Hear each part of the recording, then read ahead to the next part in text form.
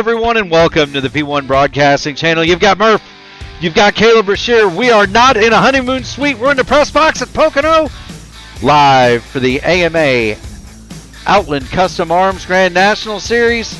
Caleb, it's a shorter field tonight. Summer vacations are in effect, but I don't think that's going to put a damper on the action on the track, brother.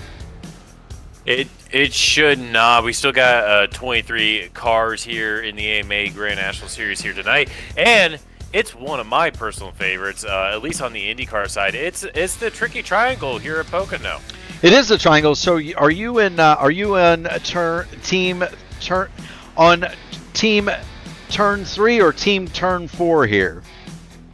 I'm actually team turn 5 here. I think there's actually 5 corners to this track. I'm a bit of an outcast when it comes to this, Murph. I'm going to call it 3 turns. It is a triangle. You will hear some people say there are 4 turns. Some will argue 5. Chris Wilhite, my teammate in Indy Alliance Racing, will tell you there are 6 turns here. So, however you want to do it, the track is unique. No matter what way you slice it, it was originally built in 1965, opened in 1969, and then the track was finished in 1971. It was initially built as an IndyCar track, not for stock cars, but for Indianapolis cars. At 2.5 miles, it has 3 corners, and each one of those turns are very different. Turn 1, 14 degrees of banking, very wide. The most steeply banked. It's modeled after Trenton Speedway. The second turn, the tunnel turn, 8 degrees of banking. It is a very fast, very treacherous, very dangerous corner. It's modeled after the Indianapolis Motor Speedway. And the third turn, 6 degrees of banking, very wide, very flat, modeled after the Milwaukee Mile. The course here was designed by 2-time Indianapolis 500 winner Roger Ward. It also has several different infield road courses that can be raced. Couple minutes here to driver's meet. Couple minutes to driver's meet. I need to turn my in-race audio off, Caleb. Oh boy.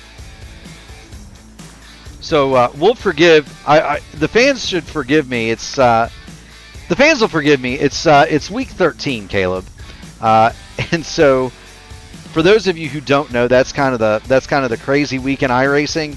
I last was in the sim for the votive race the other night, and so haven't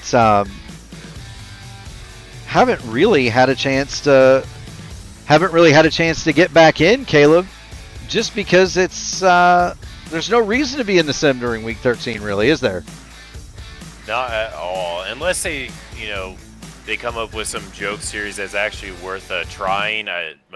My absolute favorite combo was the Jettas at Langley. They had 2 or 3 week 13s ago. But realistically, this is kind of like an off week for many, not only us commentators, but here on P1, but it's also for the rest of iRacing. A lot of leagues, kind of aim around to not schedule some during week 13 because they know a lot of people, because there's no official racing, they know a lot of people won't want to take this a little bit of a break off, kind of rest it a little bit before the next season starts. So that's a reason, that's also a contributing factor as to why the fielder is slightly smaller than what we've seen in the past couple of weeks, just because of week 13 as well as the summer vacations all starting for everyone. So it is a interesting week per se, because sometimes they do have fun combos that you want to try out, but realistically, this is a lot of time off for many of us. It really is. Like I said, I hadn't even flipped on the PC since votive, and why not, right? Most leagues are off. Most of our IndyCar leagues take a couple of months off in the summer after Indianapolis is over, just to kind of recharge the batteries. We know the Truck Series in AMA is kind of been on a hiatus a little bit. They've had a couple of weeks off, and so really this is the only league race that we've got this week on P1. Other than right now, Luis Gonzalez Nunez has the Elite Racing League Indy Lights Series on the sister stream, and we're here at P1.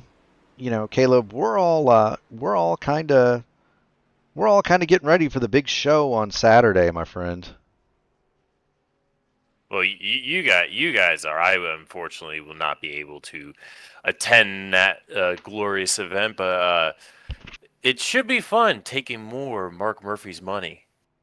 That's right, $600, 600 kilometers, 600 of my dollars to be precise. We're going to put 45 Indy cars on the track at Michigan. We decided when Gary Godso and I founded that event that we were going to do something each year that was a little bit odd. The first year, qualifying was open. The drivers spent time massaging their setups to go for the $25 pole award, and we put them on the track, and they very quickly realized that they were all out there. And so watching the draft packs trying to cut a huge lap was a ton of fun. We're not going to do that this year. It's going to be closed qualifying, but we took 45 cars. So that means, Caleb, that there are going to be some machines that are going to have to share a pit box down there, and that's going to add a wrinkle. You got to go 186 laps at Michigan sharing a pit box. Brother, that can be fairly interesting when it comes time to get on the pit road. So the four slowest qualifiers are going to have to share pit boxes. And so that's going to be an interesting one. And you'll see Kendall Paul, Ted Craven, and Ryan O'Donohue. All three of them are in this race. All three of them are entered in the P1 600. So it's not just IndyCar drivers. You'll be able to see those three gentlemen lining up Saturday with some of the best in the business, 2 o'clock Eastern, right here on P1. Here from Pocono, Caleb, practice has basically concluded. And we've got a very familiar set of names at the top of the leaderboard, led by Greg Evans, 166.208 miles an hour. He's followed by Ryan O'Donohue and Sam Crow. So the DVD Motorsports crew, extremely fast here. That translates to 54.149 seconds for Greg Evans. The NASCAR O'Reilly Auto Parts Gray National Series track record here is held by Christopher Bell, 53.455.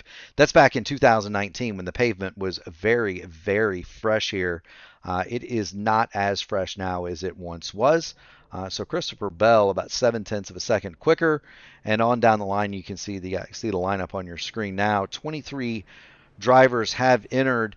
Not only does this track have the tricky triangle, they've also had IMSA races, Formula 5000 races here on the road course. It's 2.5 and 2.8 mile road courses available to drivers here. There's a short road course at 1.8 miles that Formula 5000 is raced on. Formula 5000 being kind of I'd call it halfway between an Indy car and a Formula 1 car, Caleb, from the 1970s. Yeah, but I would say that's the closest you could probably describe it as back in the old 70s there. Yeah, so Formula 5000, very interesting series. It was essentially kind of a crossbreed between an Indy car and a Formula 1 car. It raced in the United States primarily, and instead of the high-tech turbocharged monsters that were running at Indianapolis and the 3.5-liter Cosworth engines that they had in Europe in Formula 1, they went for off-the-shelf 5-liter American muscle car engines. So basically, the small block Chevy was the motor of choice in those cars. They were pretty fun to watch. They ran here in the 70s. They also ran at Ontario Motor Speedway. So for those of you who don't know Ontario, the clone of Indianapolis that lived in Los Angeles, they raced those there too as a precursor to what would become the Long Beach Grand Prix. So that gives you an idea. IMSA GTP's raced here. This track also, Caleb, holds an interesting place in history as the last track that had a pay-per-view NASCAR TV broadcast. like on pay-per-view, like you would order a boxing match. How about that? That is very, very interesting. I didn't even know they did pay-per-view way back when. 1990. And I know that because my uncle at the time had a satellite dish, and he taped those races for me on VHS tapes. And so that was how I would watch a lot of the races. He was able to get the raw feed from his satellite dish. So there you go. How about that? And how about this? Kendall Paul headed out to qualify. We'll ride along with Kendall as he heads out onto the course. Kendall Paul, of course, one of those drivers that is going to be contesting the P1600 from the AMA. And again, there are three: O'Donoghue, Kendall Paul, and Ted Craven. I kind of like Ted Craven in that race too because he is one of those.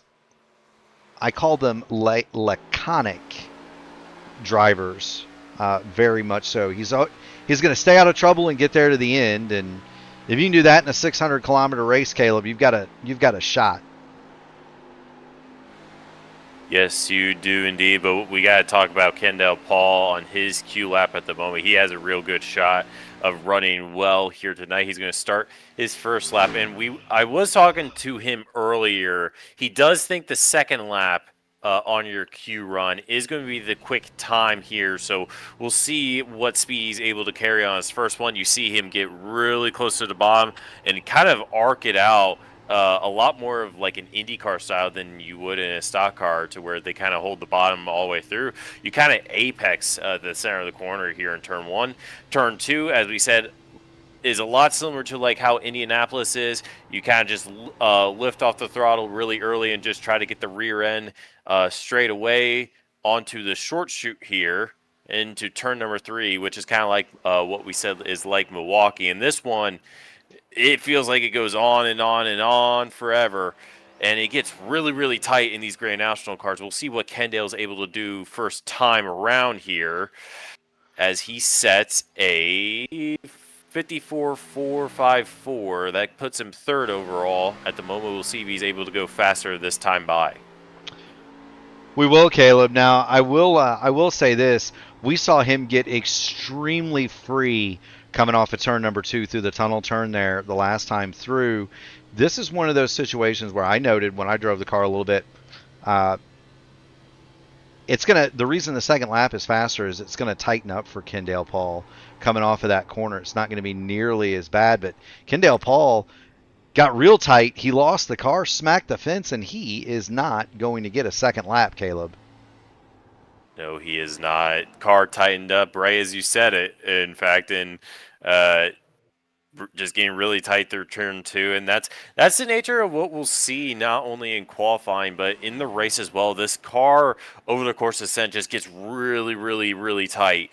And, you still have the loose corner exit in these Grand National cars. It actually kind of rides out very nicely in these things around here. But it is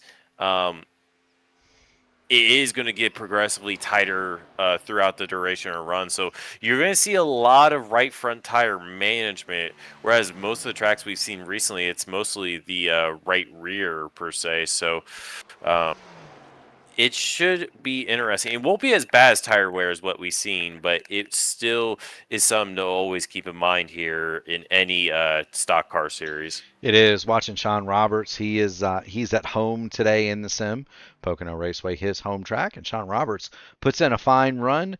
His lap 54.619, and that will put him currently and provisionally 8th quick. Vance Fisher sits on pit road. There he is. Hayden Herman. That's a name we haven't seen so far in the AMA. Hayden Herman making his debut. His first lap, 56.468. So he'll go for another. But there's Hayden Herman in the 0-2. That's a colorful looking machine, Caleb. Is indeed. We'll see what kind of lap times he's able to do. He's getting tight off turn 2. Or turn 1 per se, sorry. Keeps it out of the wall, though, so he's still able to get a good time here. First lap was invalidated for him, So he's got to make sure this one counts. He's, again, tight through turn number 2. Doesn't hit the wall, though. So, again, just kind of getting really, really tight on entry there. And turn number 3, again, just getting really tight through the middle corner. And he's actually going to run out of time for the Q session. Yeah, and that'll happen if you don't time that right. Your second lap isn't done, brother. You lose out on being able to set a time, and that's no fun. I'll tell you what is fun though. We've got ourselves a starting grid on the pole.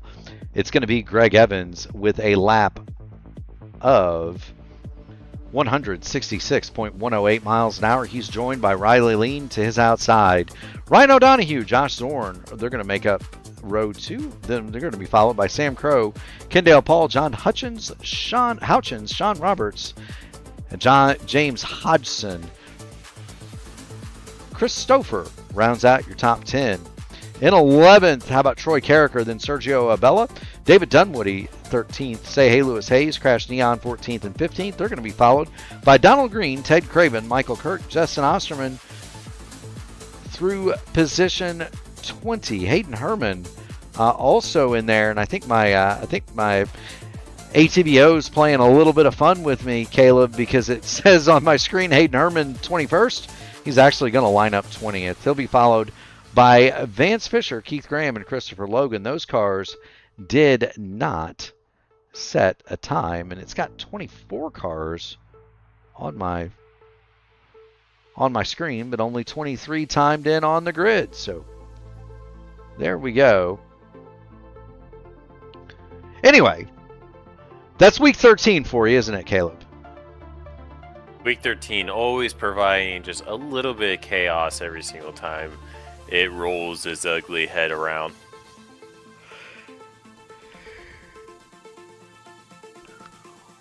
You know, it does. And speaking of rolling around, this caution lap, these parade laps here at Pocono, Caleb, they are long. If we're talking about a 55-second lap roughly, it can take a couple of minutes to get around here under caution. And so we will definitely take our time. 100 laps today here, Caleb, as the pace car pulls away with Greg Evans and Riley Lean, the rest of the field in tow. What can you tell us about this race tonight? What are the stages? What are you expecting on fuel mileage? Well, stages are going to be 25, 50, and then to the end there. So 25, 25, and 50 are the actual lap distances here. And they can go about 35 to 40 laps here on a tank of gas. There's no way they can make the third stage in one stop. But we'll probably figure if there is going to be a fuel/tire strategy, they'll want to pit as early as possible because, well, the track is so long, you won't actually go a lap down here unless something goes catastrophically wrong in your pit box. But you can actually pit here and not lose a lap, whereas many air tracks, you might go 1, sometimes even 2 laps down if you decide to pit early. So that's something that they can keep in the back of their heads, is that they don't have to worry about being a lap down if they choose to come down early in pit lane. Yeah, and that's something that Pocono's pretty well known for with stage racing, is the fact that if you're not in that top 10, you're not going to score stage points.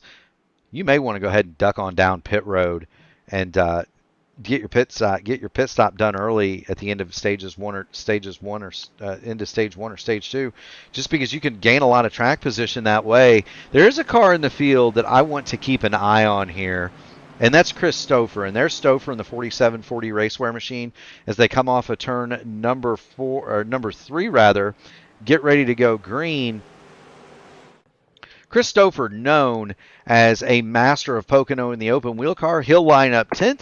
Green flag is out, Caleb, and we are underway at Pocono. Okay, Greg Evans gets out. Not to the best of jumps there. Riley Lean, right to his outside, actually takes the lead as he's got the outside line going into turn number 1. They foul and almost makes contact with Greg Evans. That's going to allow Ryan O'Donohue to get to his bottom there.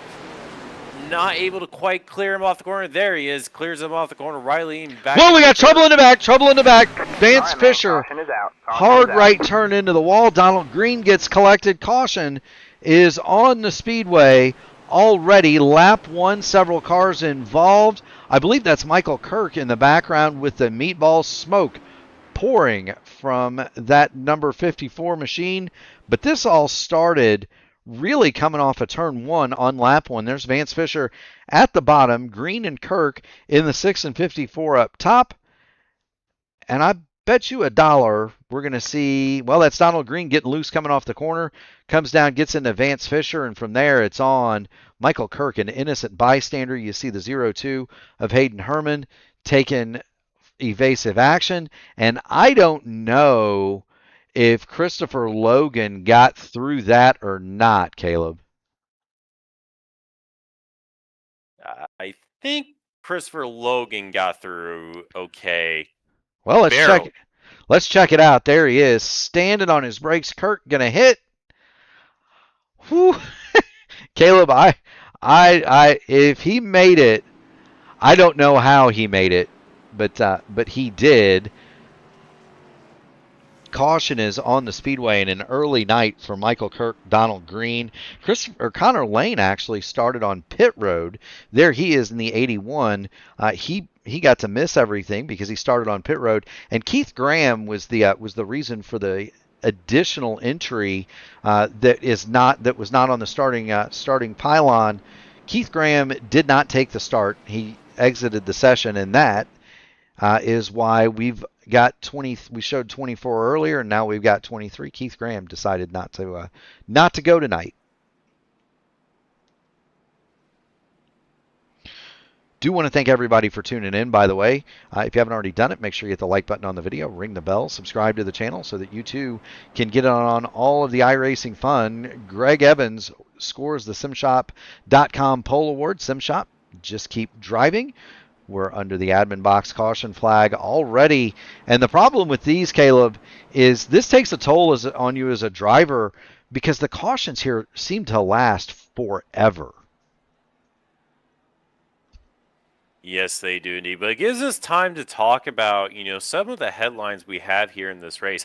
One of them we completely forgot about last week and didn't even realize until after the broadcast said it is that and I want to talk about is that Greg Evans, he actually has tied the most wins in the Grand National Series with 20. He's currently tied for first at the moment. So if he wins here tonight, he sets the record for most wins in the Grand National Series. So he's in the prime position to do it. He's currently leading this field away. He got pole position earlier. You just got to go another 97, 96 more laps here, and he's got to stay out front. Well, and how do you like this? 16 races completed, 6 poles, 6 wins, 12 stage wins, 11 podiums in the 12 races that have counted for the championship. They dropped several in the series to help guys out that that can't make it every week. Everybody's got a family and things to do, especially over the summer. So they do drop a few, but that's pretty incredible. 16 races, 6 poles, 6 wins, 11 podiums out of 12 races counted. That's pretty insane, Caleb. That guy's good. He is indeed. And it's pretty much, it's been the story for the entire season is who can stop Greg Evans. He's currently on back-to-back wins. He won at Charlotte. He won at Nashville. Riley Lean currently lined up in third, won at Dover. So he's out of the drivers here tonight. He is currently the one that's won most recently. That isn't Greg Evans. Then you have to go back to Texas with Joshua Zorn. Talladega was John Hutchins. And Edward Shearer Jr. got 2 wins in the middle of that. And it was kind of, weird. We didn't have a Greg Evans win for a while because it seemed like he was winning in every other race. And then he just gets back-to-back with Charlotte and Nashville. So right now we're back on the train of who can dethrone Greg Evans from the top step of the podium.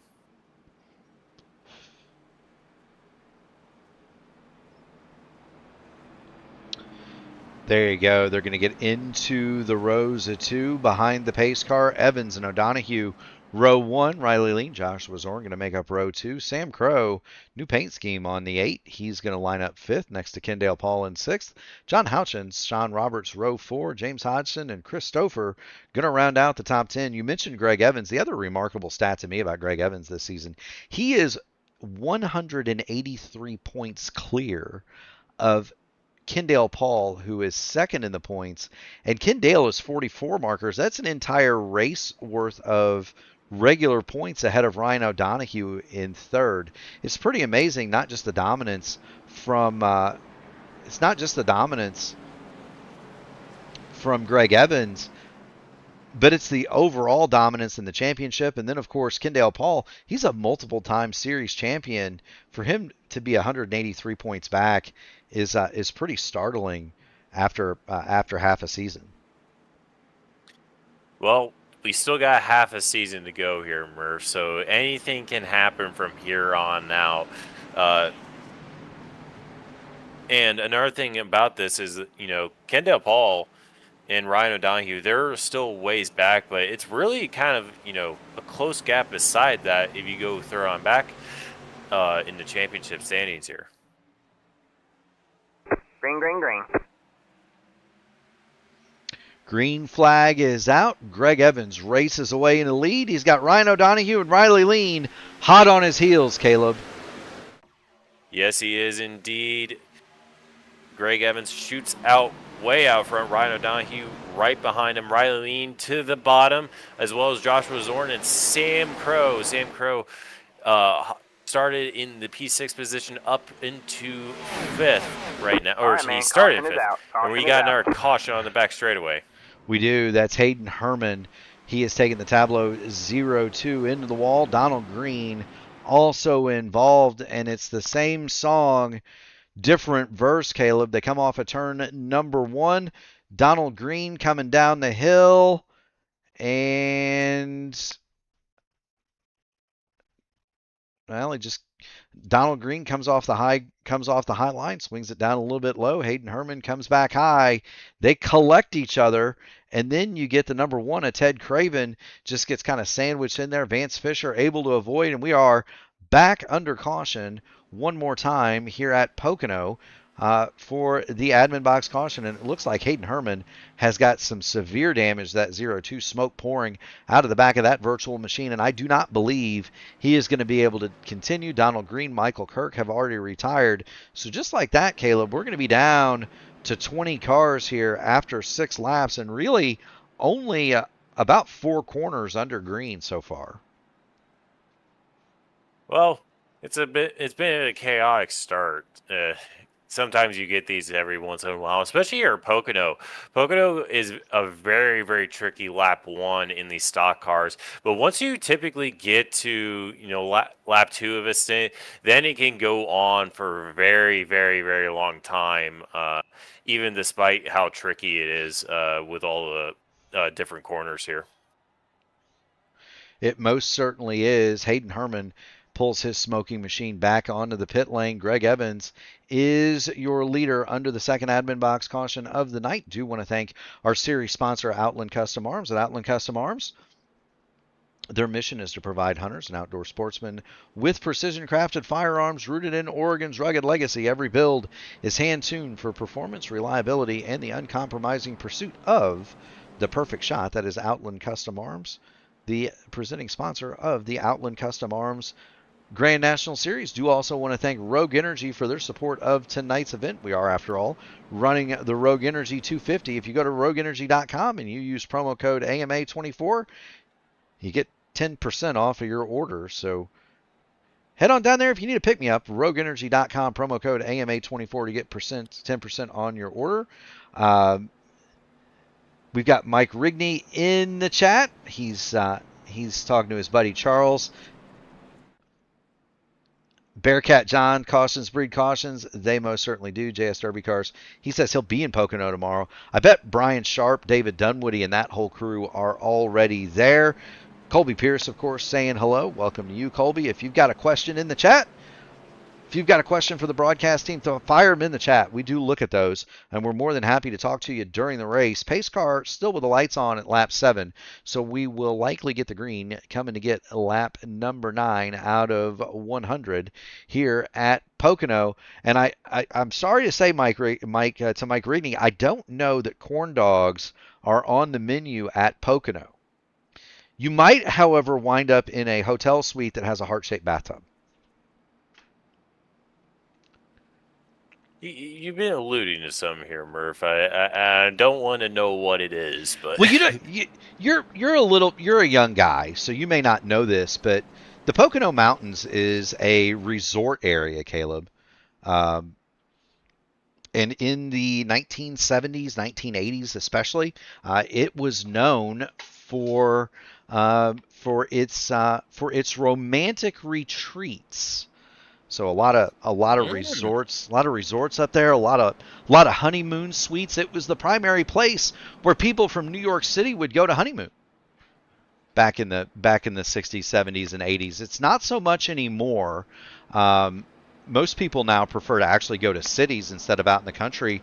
But the Pocono mountain area, the mountain areas in Pocono, Pennsylvania, northwest Pennsylvania, very much are a vacation spot. A lot of people from the New York City, New Jersey, New York, New Jersey, and the city areas, they actually maintain vacation homes up here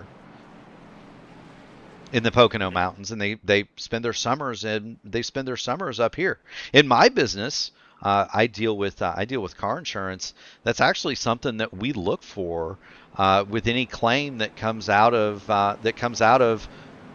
a car registered up here, but it gets in an accident in New York City. You got to do some investigation because, well, there's a bit of a difference in insurance costs between rural Pennsylvania and one of the biggest cities in the world. So, but yeah, it's generally known as kind of a honeymoon area, and there are a lot of resorts up here with the prototypical heart-shaped bathtubs and all that stuff.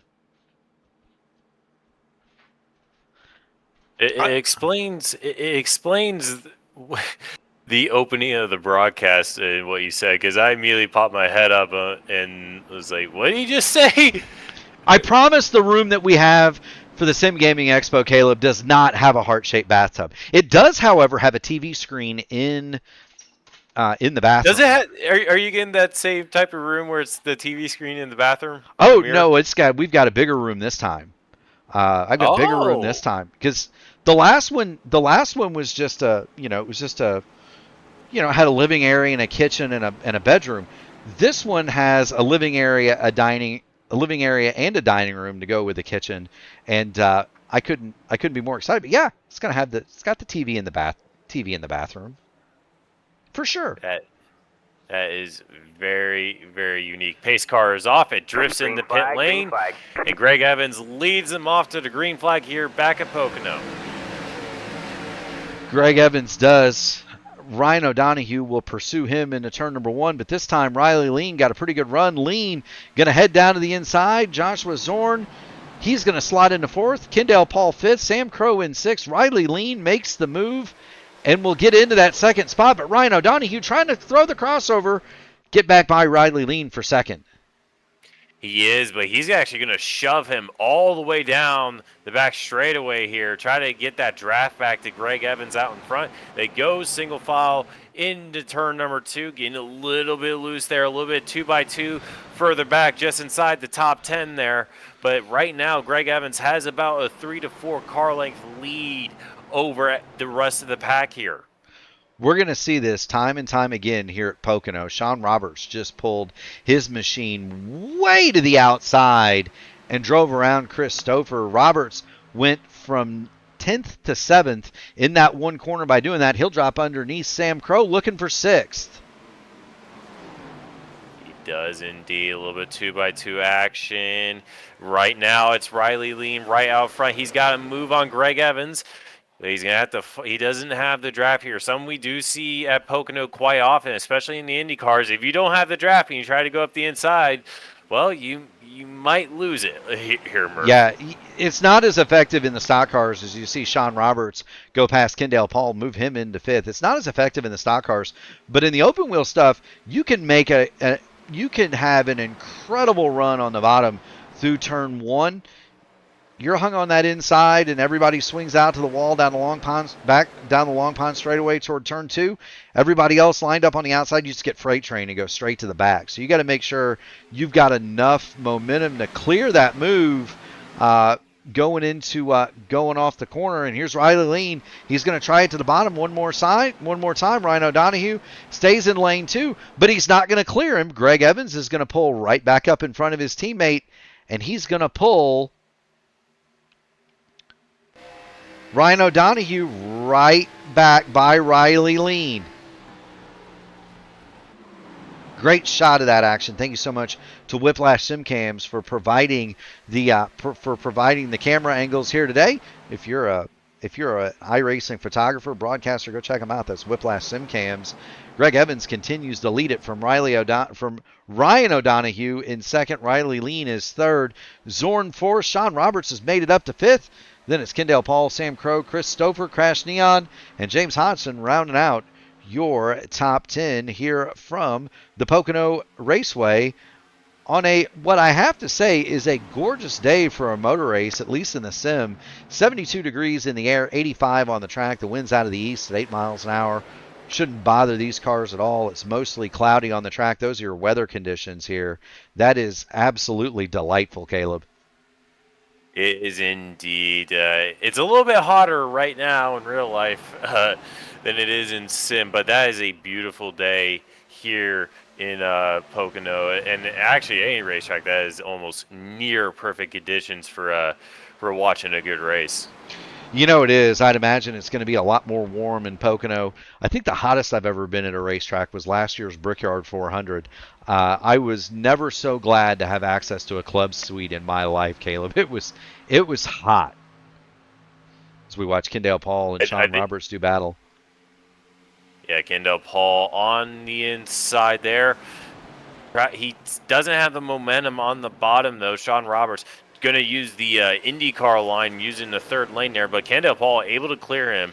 Sam Crow is now alongside, but he's not going to have the draft here. Sean Roberts has a draft. They get a little bit close there going down the back straightaway. Sam Crow's still able to get a fender alongside, but he yields at the moment. They're still side by side off the corner, though. But Sam Crow actually drops back in behind Sean Roberts. They've lost quite a bit of time to Kendall Paul, and now Kendall's looking to try to gain on the top four here. You know, they have, and you wonder with that furious charge to the front, did Sean Roberts use a lot of the good in those Goodyear Eagles trying to get up to the front, because they have lost nearly half a second to Kendall Paul as he and Sam Crow race side by side. And there's Chris Stouffer coming into the picture. Stouffer in that 47-40 race where we'll jump up in the P1 airship. Stouffer, a known master of Pocono in the open wheel car. He's won several big IndyCar races here. He drops to the bottom of Sean Roberts going into the tunnel turn. And look at who is third. That's Crash Neon right in their tire tracks. He now looks to the inside. Oh, is he going to look? He thought about it, looking up the inside, Christopher. But Christopher and Sean Roberts still going side by side through turn number 3. Not able to clear on the inside, and now he's going to have to yield in behind Sean down this long front straightaway. Crash Neon with the ringside seat. He's got Christopher to the inside, Sean Roberts to the outside. Roberts is going to make the move. Neon with a huge handful of rear brake, and he just about wadded up that automobile going into turn number 1. Back at the front, Riley Lean all over Ryan O'Donohue for that second spot. He keeps going to the bottom, Caleb. He keeps going to the bottom. I think this time he might have it. He does. Clears him at the exit of the tunnel turn. Riley Lean moves into second, and he will now give chase to Greg Evans, who is leading, and Joshua Zorn right there in fourth. They have something like 0.4 of a second back to Kendall Paul, Sam Crow, Sean Roberts, Christopher, who are kind of forming a second group now, trying to catch the leaders. Crash Neon is a little bit behind them in 9th now. Sergio Abella leads pretty much a train that's the rest of the field, about half a second back of them in 10th. Yeah, we're starting to see all the groups form up, and you can kind of see that second group at the moment behind the first one. They're trying to work together at the moment to try to gain as much ground as they can, but it just kind of ebb and flows, kind of depending on where they are in the circuit. They get really, really close, I noticed, into Short Street, but once they get down that long front straightaway, the top 4 are able to just break away a little bit more. And one thing that's going to, bring Kendall Paul into the picture is if these guys in the front just keep battling side by side. Ryan Donahue and Riley Lean have been really going at it for about the past 5 laps or so and just kind of exchanging places for the second place position, and they just been keep going at it, and that's actually allowed the likes of both Sean Roberts, Kendall Paul, Sam Crow, that group to kind of re-enter the picture here. It does. Colby Pierce in the chat wants to know if this track has lights. It does not. Pocono doesn't have lights until they repaved it. And Greg Evans hard in the wall. He's going to slide down. Greg Evans smokes the inside wall. That almost looked like an equipment failure. Greg Evans is in deep trouble. He's fallen all the way back to the end of the pack, going through the grass. Greg Evans may be out of this race, Caleb. He's got the meatball. He still cannot control it. Hits the wall again. And there he goes with the Alt F4. But Greg Evans, that's a story. He just veered straight into the outside wall. I don't know if that was...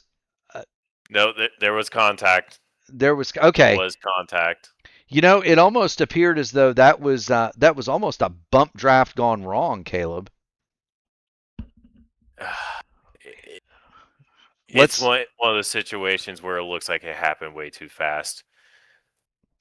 There we see it from the blimp. Riley Lean gives a shot to Ryan O'Donoghue, knocks him into Greg Evans. They're not lined up. Evans kind of taps the wall, and then Ryan O'Donoghue gets into the back of him, and the leader, Greg Evans, is going to be out of this race. There you see it. Everybody manages to avoid him, but he hit the outside wall a ton. There goes the motor. John Houchins avoids low. Evans trying to get to the bottom of the track, but that car is most certainly toast. And that's one of those things. Caleb, you mentioned it. It's almost as though it happened too fast. We saw the contact from Riley Lean to Ryan O'Donoghue. And, frankly,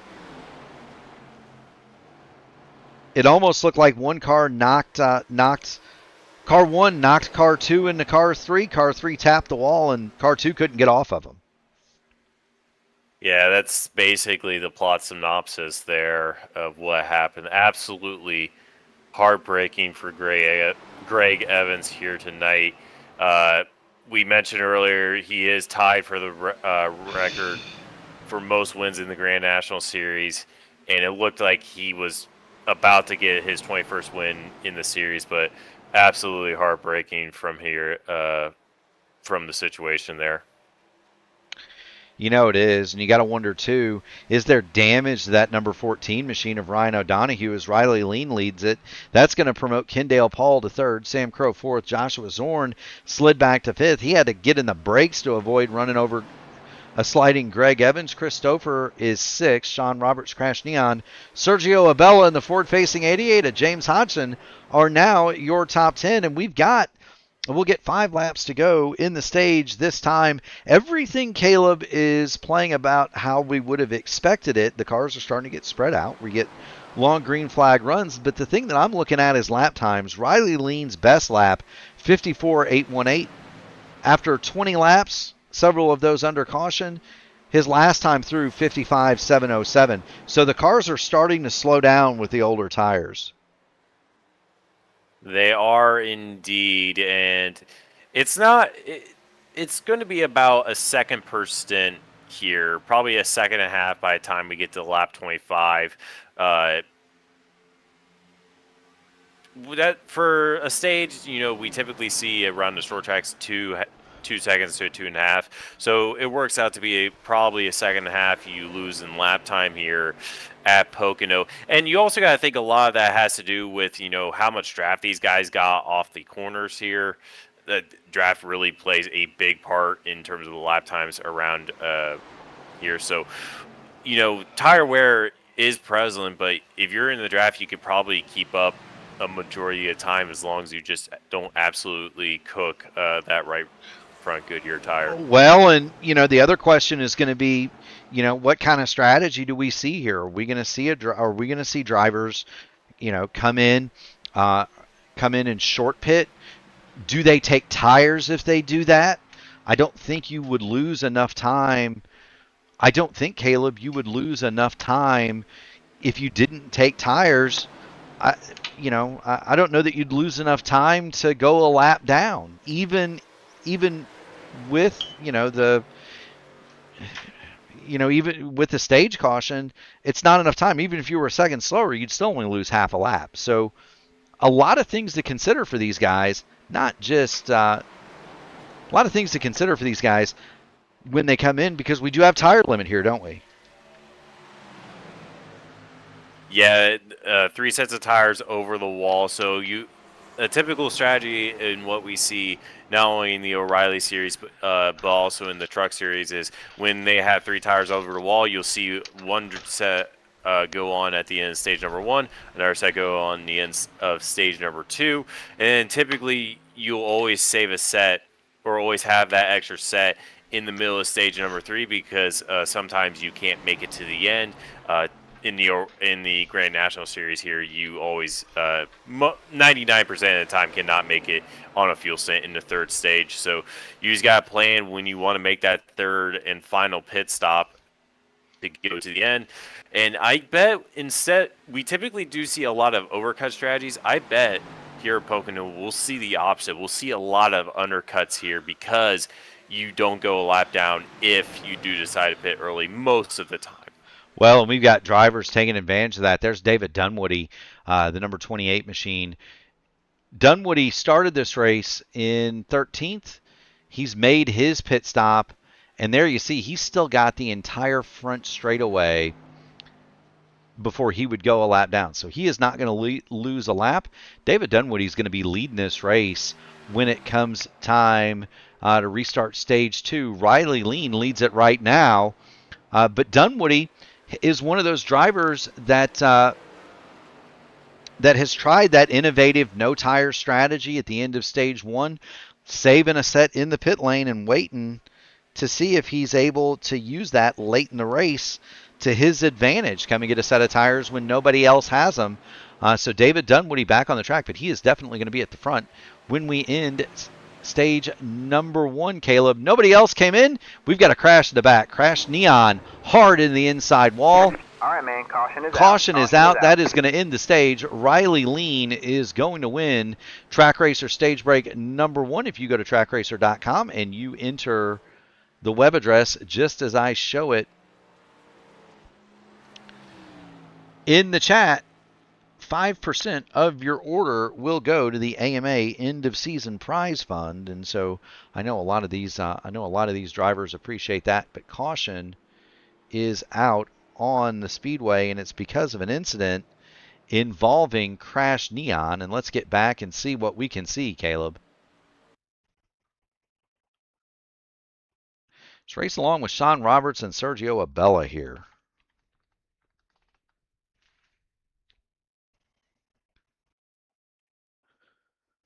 There it is. Abella comes up off the corner, and he's trying to occupy a space that was already occupied by Crash Neon. Neon goes down, smacks the fence, and that is the end of the line for Crash Neon.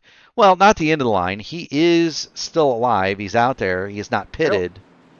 I don't think he took that much damage either here, Mirth. I think there's a little bit of left front, but I don't think it's anything that can't be repaired under pit stops here.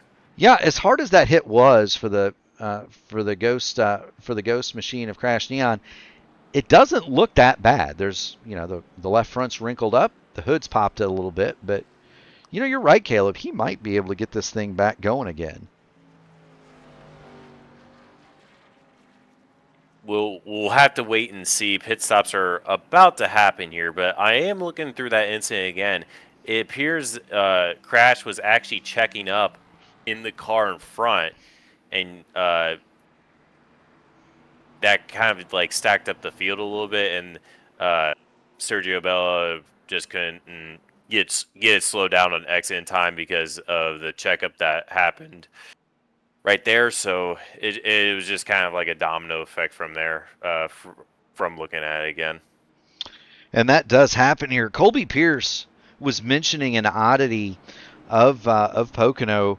Until the track was redone in 2016, repaved, the only exterior fencing here at Pocono was along the front straight. They protected the grandstands from the cars, but not much else. Casey Kane actually got upside down, went over the wall, and clipped some of the trees here one year before they did that. And that was one of the reasons that they eventually did put catch fencing around the entire speedway.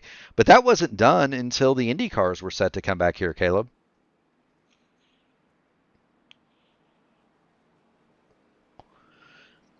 This, and I believe Talladega, were the last two tracks that did not have catch fencing all the way around the speedway. I bet you know which was the first track to have it all the way around.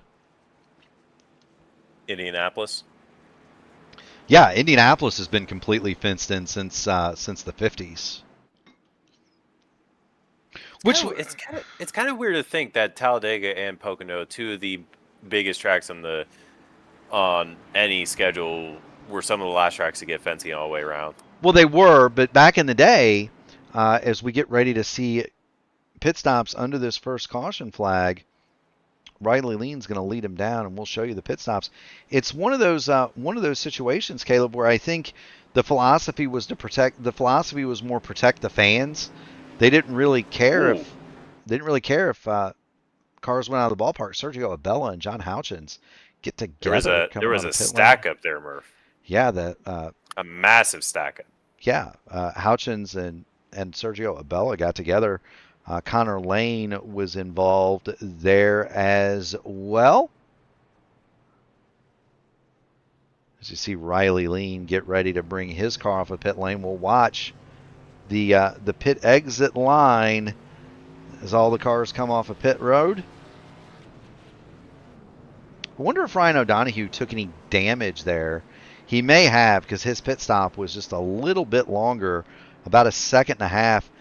David Dunwoody, in addition to making his pit stop early, he only took 2 tires, Caleb. Could be an interesting strategy. We'll see how that will work for him. See if he's able to keep out in front for stage number 2. A little bit shorter than stage number 1 because of the caution laps at the beginning, of course. So we'll see if he's able to hang on here and maintain track position. We will. Now, what does we talked about the car wanting to have an oversteer condition. What does taking 2 tires do for that, Caleb, traditionally? Well, typically it just makes the car feel a little bit tighter than if you took all 4.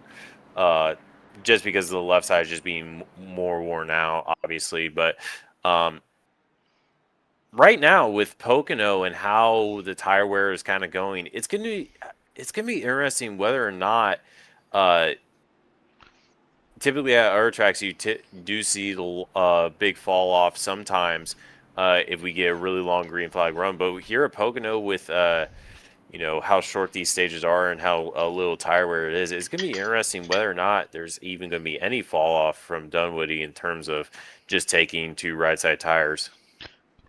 Well, we're going to find out. He was running around kind of toward the back a little bit, saving his stuff, and maybe he took really good care of those lefts, and he won't see much of a difference. The cars did lose in that first stage, Caleb, about a second. About a second was the difference between was about a second was the difference between new tires and old tires. So we'll see how David Dunwoody fares here. He's got Riley Lean, who is outside. Then Sam Crow and Sean Roberts are going to make up row 2. Kendall Paul, Chris Stouffer, row 3. Ryan O'Donoghue's been demoted to row 4 with Joshua Zorn. Connor Lane and Say Hey Lewis Hayes going to make it out. Going to make out the remainder of the top 10. Colby Pierce, of course, points out Steve Park had a wild ride back in 2002. That's also accurate.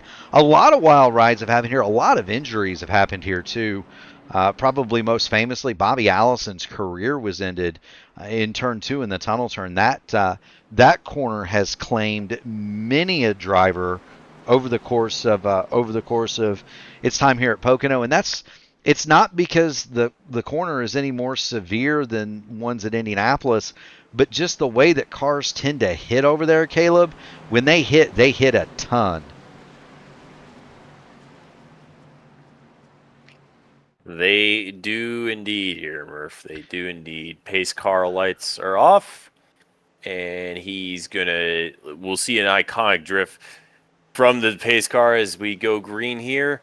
And David Dunwoody is going to lead him a green flag here. He gets a really massive jump over Sam Crow. He does. Riley Lean blinked out a little bit going toward the start, and that's going to let David Dunwoody build a huge advantage going down into turn number 1. He's got 8 or 10 car lengths, about 0.4 of a second, headed off into turn 1. Sam Crow has Riley Lean to his outside. Sam Crow is going to bid for second, and he's got Kendall Paul going to follow him. Maybe no, Kendall Paul is going to duck up behind Riley Lean going down the Long Pond straightaway, and Sam Crow gets right back in line as we head toward the tunnel turn, Caleb. Yeah, a little bit of side-by-side jostle. They're 3 wide. They're 3 wide off the tunnel. You can't do that. Can't do that. Somehow they do it. Ryan O'Donoghue squirts free out of that deal. And here comes the 81 of Connor Lane. He goes toward the bottom. And Sean Roberts, all kinds of problems. He gets passed by Justin Osterman, Mr. Excitement. Moves Sean Roberts back to 10th. He's lost 6 spots on that restart. Meanwhile, battle for the lead. Riley Lean to the inside of David Dunwoody. He's going to send it on the inside, but David Dunwoody making the outside work. Gets a little bit too tight, though, in the middle. He's going to have to battle Sam Crow on exit. Riley Lean shoots out to the lead. Kendall Paul, now he was on the inside, goes back to the outside. David Dunwoody and Sam Crow going to go side by side through the tunnel turn. They are right on board. David Dunwoody, he's got Sam Crow to his inside, and there you see Sam Crow start to inch past the number 28, and I think we've answered the question about tires. Dunwoody was fine until he got to the middle part of the tunnel turn, and that car did not want to turn anymore. Kendall Paul goes to his inside, and Dunwoody now with bigger problems. Look at him lined up to try to get past the 28. There goes Ryan O'Donoghue. He will have made his way up to the 4th spot if he can make it through here. Great recovery for O'Donoghue, and he's got Joshua Zorn, the 81 of Connor Lane, and Justin Osterman in tow as Dunwoody gets put 3 wide by Chris Stouffer going through turn 1. Yeah, clearly the 2-tire option, not the greatest call here. He's fallen back almost immediately, and he's just going to continue to fall back. He's still got just under 20 laps to go left in the stage, and the stage has basically just started. So clearly the 2-tire call, we thought even with how little the tire wear is, turns out played a massive part in terms of Dunwoody's strategy. And now the rest of the pack is driving away from him, starting with Osterman and Connor Lane going side by side down the front stretch. Well, his stop was 8.1 seconds, Caleb, and so it's possible he didn't take any tires at all. And the way that car is going, his lap times, 55.829 the last time through. It would not surprise me if David Dunwoody did not take tires at all. Meanwhile, up at the front, Riley Lean has stretched it out 0.7 of a second, but Ryan O'Donoghue looking all over Kendall Paul. O'Donoghue would like to get back to that 3rd spot. Yes, he would. Kendall Paul all over the back. Like he's right in between 2 teammates right now. Ryan O'Donohue gets really tight on the entry of turn number 3. You can kind of see they're using the apron to try to get the car turned in just a little bit more. A little bit jostling in the back. We got a spinner off turn number 3. We All do right, have a man, spinner caution off is at turn out. number Caution 3. is It out. is John Houchins, hard into the inside wall. We caught the back end of it. The 72 has come to grief at the exit of turn number 4. Hard impacts for John Houchins. He's 3 wide with Crash Neon and David Dunwoody. Dunwoody gets into the fence, gets it straightened out. Houchins was just a pinball in the middle. He gets tagged by James Hodgson into the wall. He goes. Hard impacts for Houchins. Crazily enough, it does not appear that John Houchins gets the meatball out of this. But this all kind of starts with Troy Carricker and David Dunwoody up here. They're all trying to get by Dunwoody. He's the jam car. They're going to put him 3 wide on exit. Houchins with a ton of momentum, and he can't quite hold the bottom. Gets into Crash Neon into Dunwoody, and now it's pinball time, Caleb. Yeah, pinball and one giant domino falling there, Murph. It is. The good news is, under the admin box caution here at Pocono, you've got a ton of time to fix damage. The caution laps here nearly 2 minutes long, so you're going to be able to get a lot of damage fixed under the yellow light here at Pocono. Do want to thank series sponsor Outland Custom Arms. At Outland Custom Arms, their mission is to provide hunters and outdoor sportsmen with precision-crafted firearms rooted in Oregon's rugged legacy. Every build is hand-tuned for performance, reliability, and the uncompromising pursuit of the perfect shot. That is Outland Custom Arms. Do also want to thank Archway Industrial Coatings for their support of the AMA. They, of course, do sponsor the Truck Series. Track Racer for sponsoring stage number 1. We're going to award the Blackmagic Studios Stage Break number 2 trophy here in just a little bit. And, of course, we are at the Rogue Energy 250. If you go to rogueenergy.com and you use promo code AMA24, you get 10% off of your order. Now, Caleb, I don't think we're going to see anybody make a pit stop here except for Houchins, Crash Neon, and David Dunwoody. I don't think you're going to see anybody else come to the pit lane here. What do you say? I think that's what we always see if we get caution in the middle stage number 2. You probably won't see anybody come down pit lane except to get damage repaired, especially at a track like this where track position just seems to be ever so important, more so than others. And considering that if you try to overtake somebody, it's not very easy to get a good run here. So you got to make sure you put priority on track position for a track like Pocono.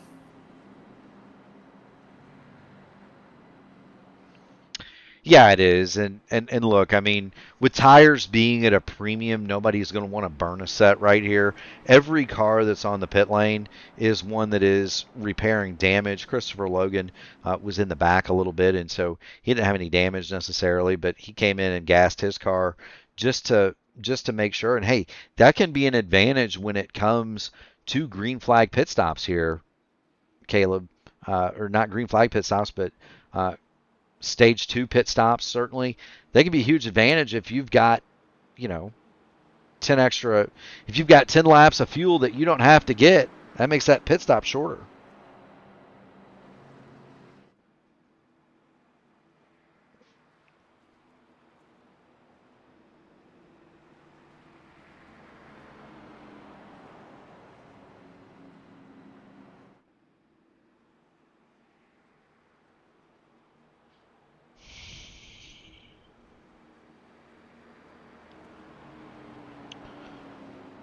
Do appreciate everybody's patience here. Yeah, these are very, very long caution laps. Very, very long.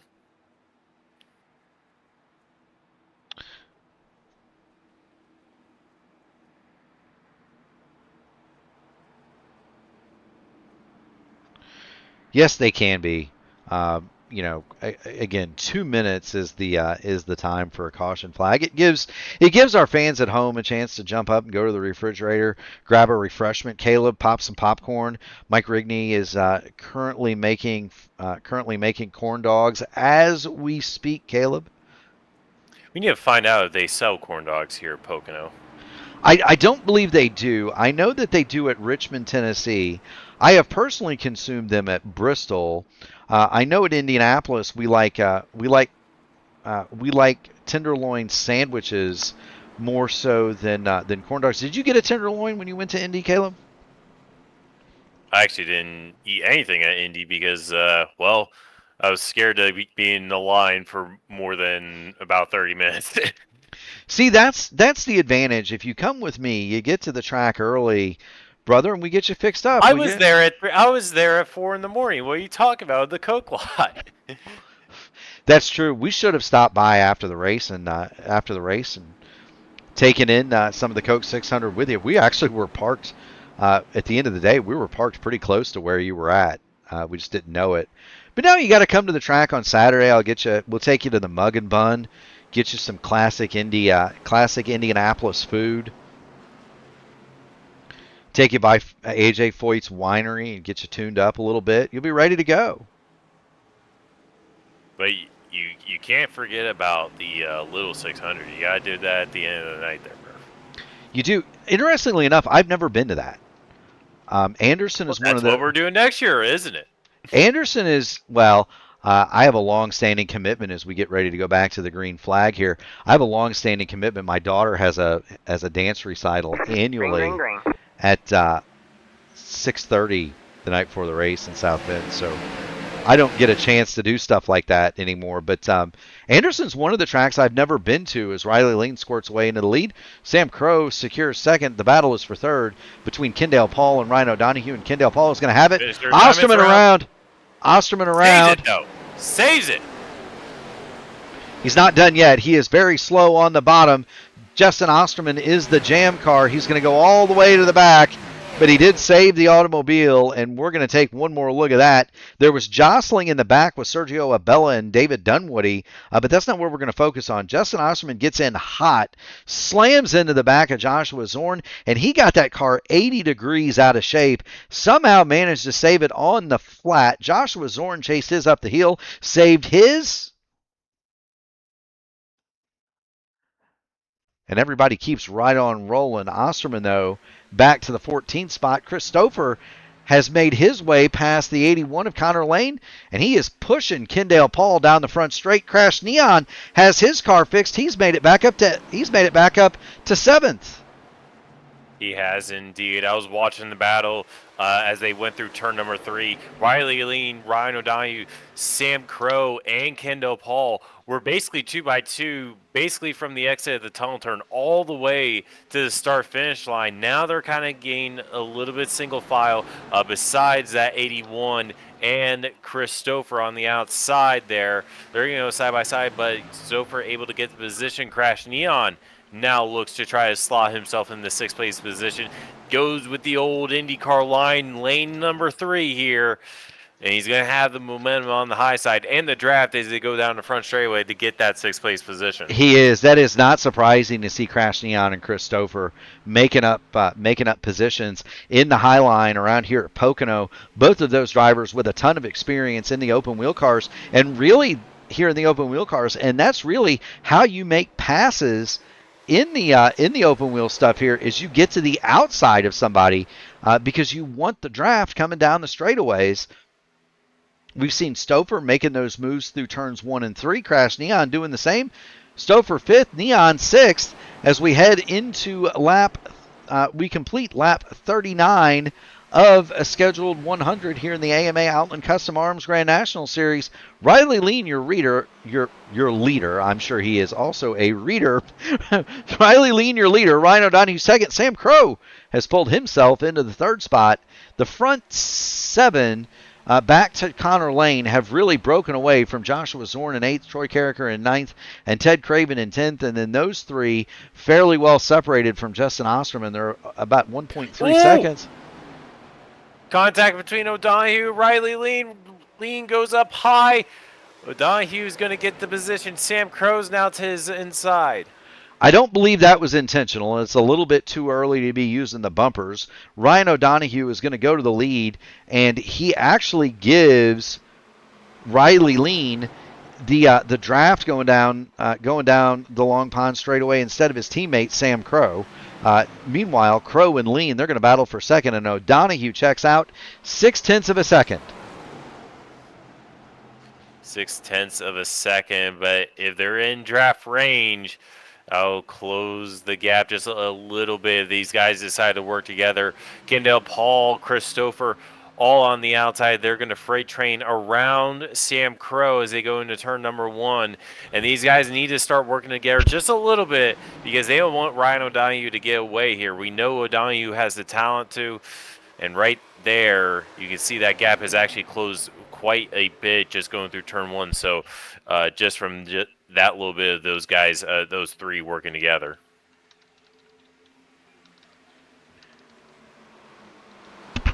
We do have that. I do want to tell you that Miss Natalie has meandered in and advised me that there is a tornado warning in my area. So if you hear me go dark, Caleb, it's because I ran away and hid. Well,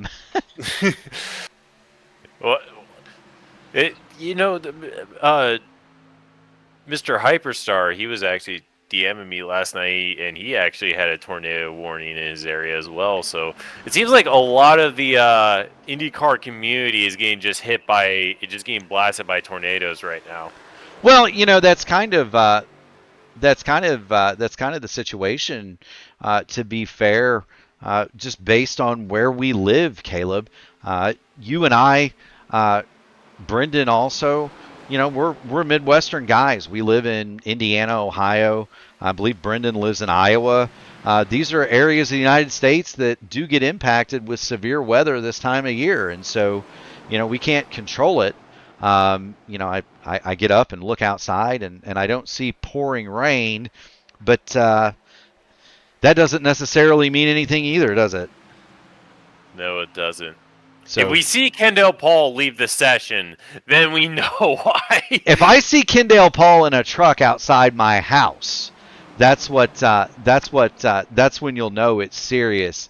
But I did get the Weather Channel on. We continue to watch Ryan O'Donoghue lead Riley Lean, Kendall Paul here at Pocono. 43 of 100 are in the books. Do want everybody to keep those chats coming. If somebody can keep an eye on the weather radar for northern Indiana, that would be terrific. I've got one eye on the radar, one eye on the car race, and it's a good one. Connor Lane dives to the inside of Christopher going for turn 3. Yeah, but Christopher trying to use that IndyCar line. He won last time out in the Dark Horse Series, the DW12 Series here on P1. Kind of dominated that race last time out in Pocono. And we talked about earlier, Pocono is one of his strongest tracks here, Christopher. So he currently runs inside the top 5. We'll see if he's able to get any more positions here as we get close to the halfway point of this race. It is. And look, there's guys that, everybody has their favorite track. I've been very vocal. My favorite track, my favorite car track combination, the IndyCar at Kentucky and the new configuration of Kentucky, the new configuration of Texas. When you talk about Christopher, Pocono is his jam. That is his thing. He is very good around this place. He runs it currently in 5th, and he's looking at Sam Crow for 4th. Meanwhile, Connor Lane has found himself in a lot of trouble.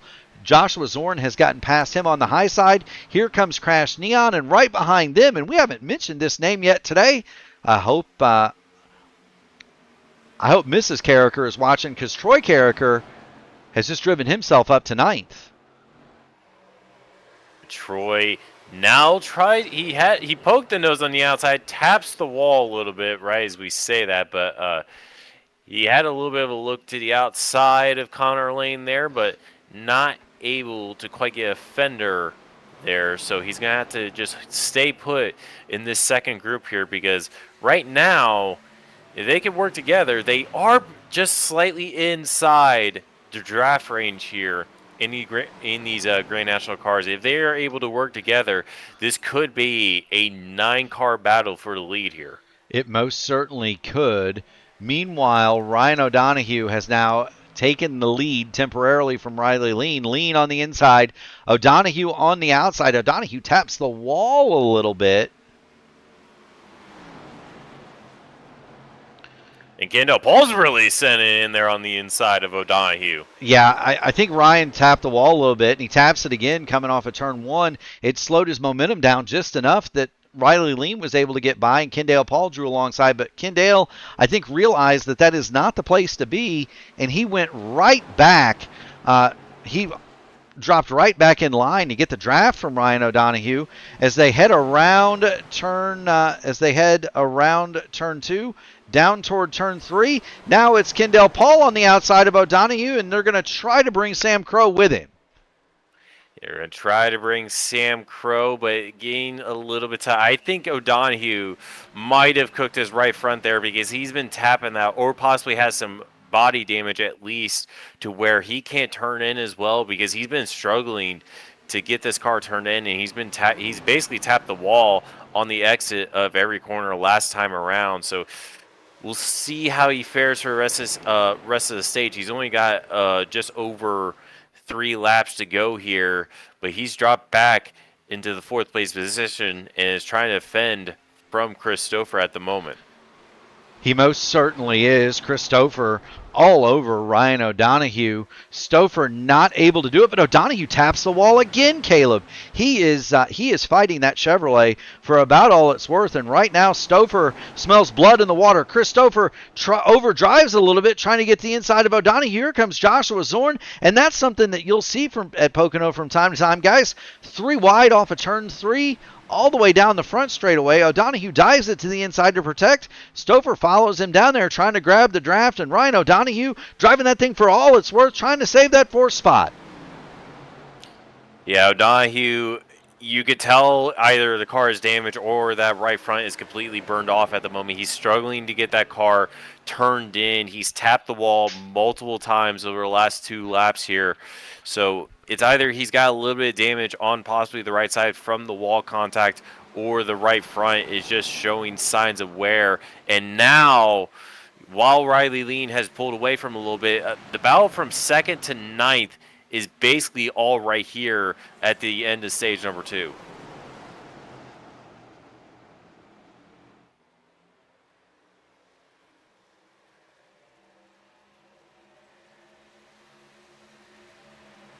Sam Crow, Kendall Paul going side by side. Now, right as we were talking about Ryan O'Donoghue, looked like he had a little bit of damage. Now he goes to the outside of his teammate, Sam Crow.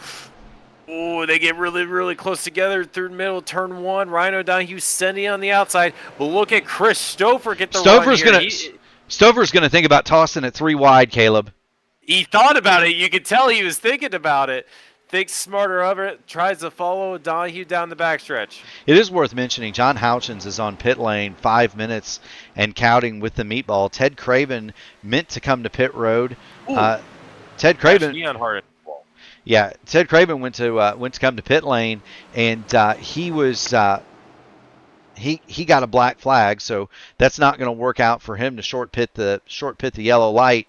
Ryan O'Donoghue doggedly holding on to that 3rd spot. Can he keep it for another lap? Chris Stouffer going to try to take it away on the bottom, headed to turn 1. He's got the bottom. He has the momentum. Ryan O'Donoghue pinches him on the outside, able to just keep that momentum. And now Sam Crow, an inverse of what we saw last time around, tried to do the Chris Stouffer line, tried to get the momentum, and it looked like he was going to force a 3 wide, but thinks better of it, slots back into 5th. But right now it's Riley Lean with a big gap, then Kendall Paul, who's pulled away from a little bit. These guys, for 3rd on back, have been battling it out. Does Chris Stouffer have any last-second lunges at the end of the stage here to try to get 3rd place? He's going to give it a shot. Meanwhile, you got to give credit where credit is due. Troy Carricker has made it to the 8th spot. He taps the wall, but Carricker has made a charge in the 8th in the closing stages of stage number 2. We're going to get the caution just as soon All right, man. Caution as is Justin out. Osterman Caution is crosses out. the line, and there it is. Caution is on the speedway for Blackmagic Studios stage number 2, and there's your winner, stage winner Riley Lean. Blackmagic Studios are a small operation dedicated to high-quality iRacing paints and wraps for any car. Visit them on Discord or Facebook for your next high-quality iRacing paint. Riley Lean is the Stage 2 winner. Do want to thank race sponsor Rogue Energy. If you go to rogueenergy.com, use promo code AMA24, you get 10% off of your order. And we also do want to thank everybody who's tuned this one in. If you haven't already done it, make sure you hit the like button on the video, ring the bell, subscribe to the channel so that you too can be in on all of P1's iRacing fun. As we hit the admin box yellow light and I continue to check the radar, I think I've got about 10 minutes before I might have to run. So, Caleb, if you hear me go dark, just keep talking. How's that? Copy that here, Murph. Usually, I'll leave the computer on, but if they tell me to dive in a hole, I'm going to have to go do that. There's a very strong line of showers with rotation about 15, 20 minutes away from where I'm at. So, and it's headed directly for us. Maybe might miss us a little bit south, but that's the weather situation. And like I said, the stream originates from me. So if you hear me go quiet, I will put it on. I'll put it on the leader, and I will take cover. safety is number one. Safety is number one priority. Speaking of safety, David Dunwoody chimes in the chat. He wants tires now, so he did not get tires at the first stage. I kind of suspected that might be the case, Caleb, that he was going to try to save a set to have the advantage if there was a late race caution. So Dunwoody looking to get some tires on his Chevrolet. Riley Lean is going to lead him down pit road this time through. Kendall Paul second, Ryan O'Donohue third, then Chris Stouffer and Sam Crow. And wouldn't that be a thrill for Chris Stouffer to get on the pole, or not get on the pole rather, but get on the podium in what is a very, very stout NASCAR field here. We've seen him in the Indy cars a lot, but Chris, 4,400 iRating, he can wheel pretty much anything, Caleb. He can, especially if it's at the tricky triangle. The CV gets in his pit box. His pit box is actually kind of on that hump a little bit. And that's one of the unique things, and I guess you could talk about a little bit. There is a massive hump in the middle of pit lane here, and Chris Stouffer's pit box is right on top of it. Yes, it is. Race off of pit road. Riley Lean is your winner, followed by Ryan O'Donohue and Chris Stouffer. Kendall Paul slipped all the way back to the 4th spot on pit lane.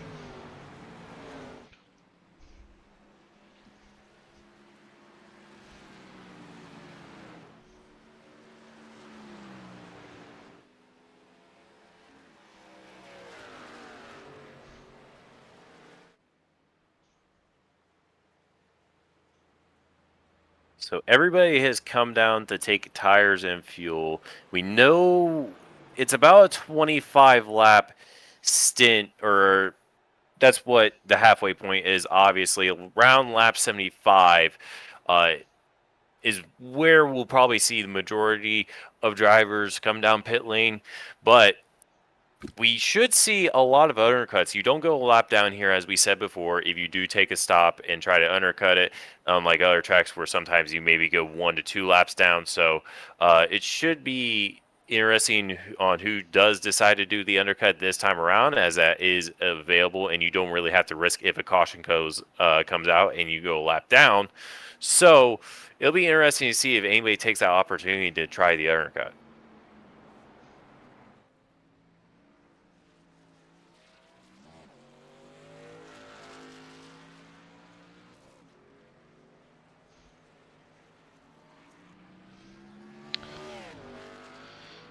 There it is, getting ready to go back to green. Do want to thank everybody for their patience as we head back toward green flag action. We'll get the third stage started. We will go to lap 100. Now, Caleb, there is a pit stop in this stage, and we've kind of called it out. 35 laps is the range on fuel. New tires get you about a second for about new tires will get you a second for about 5 laps and then start to degrade. You will lose just about a second a lap if the tires are old, and that's really where it stands. Riley Lean will have the lead. Ryan O'Donohue just outside, and Chris Stouffer rides along in the third position. As we get ready to settle this, there'll be 46 laps to go when they get to green flag.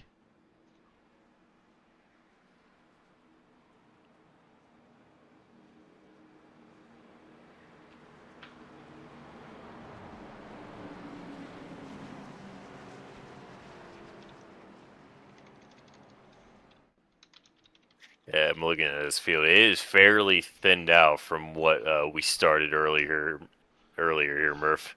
Just over half the cars are still left. Yeah, well, there's more than that. We started with 23. There are 17 rolling. Well, 16 rolling. So we got a little bit more than half, but definitely a third of the have gone off the racing surface. Do want to thank everybody for tuning in, and hit that like button if you haven't done it. Ring the bell, subscribe to the channel. We are going to go back to green. 46 laps to decide it here at Pocono. Riley Lean leads it away from Ryan O'Donohue. Kendall Paul with a big push going down into turn number 1, and he's going to push O'Donohue clear. He's also going to clear Chris Stouffer. Maybe not. Stouffer drives it in hard on the bottom. He drives in hard, but Kendall Paul still able to make that outside work. Stouffer getting a little bit loose off of turn number 1. He's going to have to slot back in that 4th place position. He might even lose a little bit more here. He's got the number 9 and the number 8 to his outside. Sam Crow and Joshua Zorn to the outside of him. And now he's going to start battling for possibly just a top 5 position. He restarted in 3rd. Now he's battling for the 5th place position. Right behind them, Connor Lane looks to the inside of Sam Crow.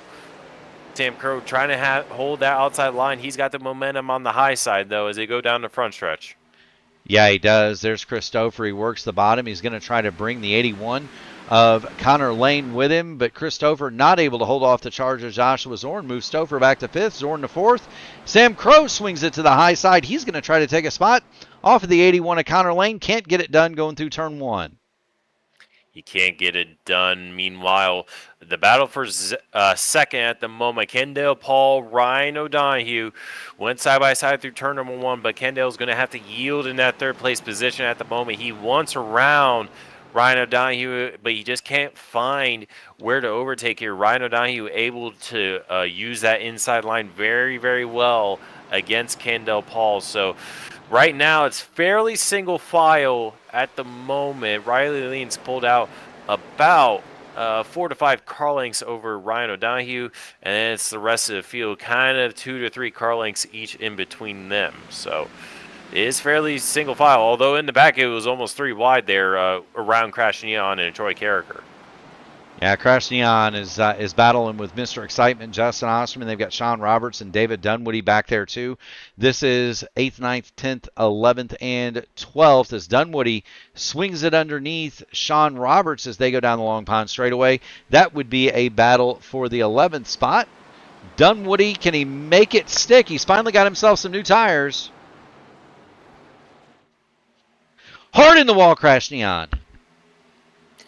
Neon tapping the wall again through the tunnel turn. Right behind them, David Dunwoody still going side by side with Sean Roberts, but Roberts is going to have the momentum on the high side and clear Dunwoody, and they go single file again going onto the front straightaway here. And it just seems like if you're able to just hold the outside line, you just have enough momentum, you're just able to get the momentum going down the front stretch and able to hold that spot. You see that, we talked about it earlier, you see that a lot in the IndyCar stuff around this track. Not so much here, but it's still very much prevalent.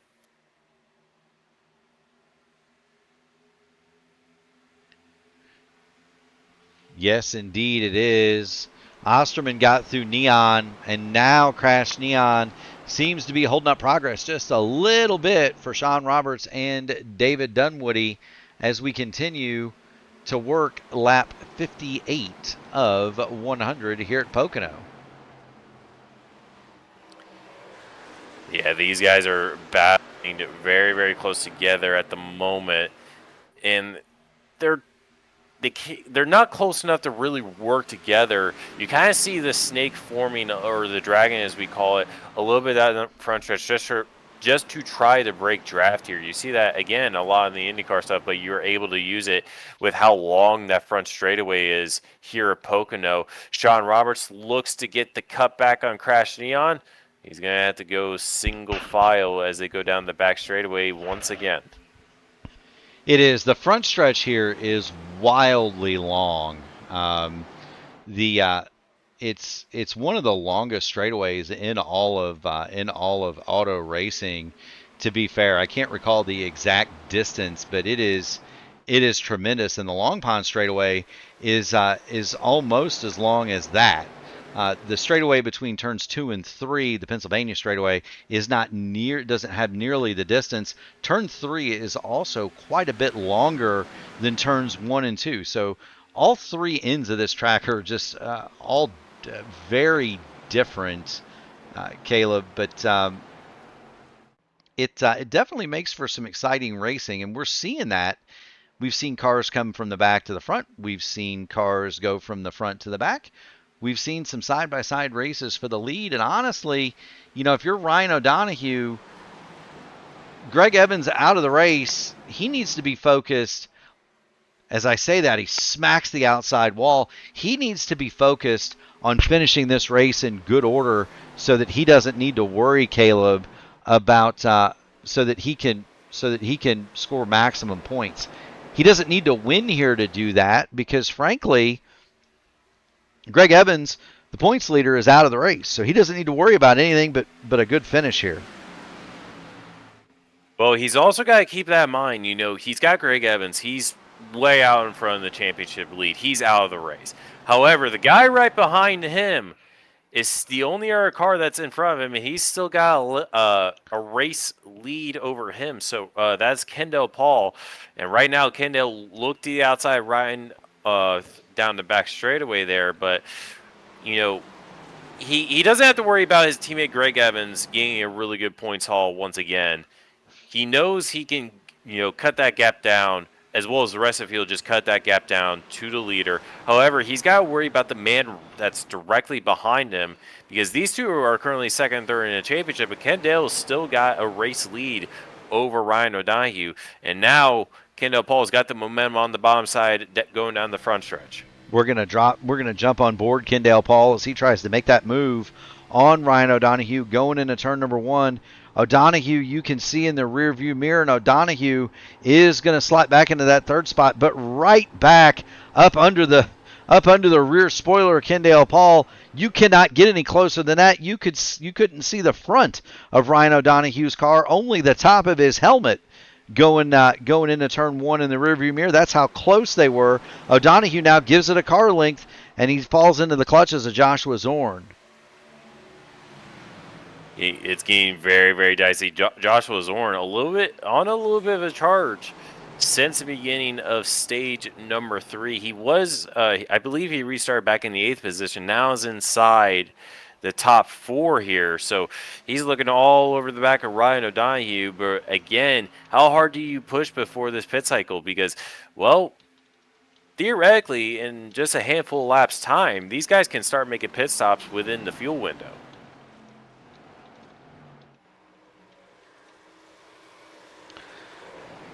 Yes, they are, Caleb. Yes, they are. We continue to monitor both the weather and the racing on the track. Both are getting kind of furious. Riley Lean, your leader. Kendall Paul, second. The battle, though, is back with Ryan O'Donoghue. He's got Joshua Zorn, Connor Lane, Christopher stacked up. O'Donoghue moves down a block.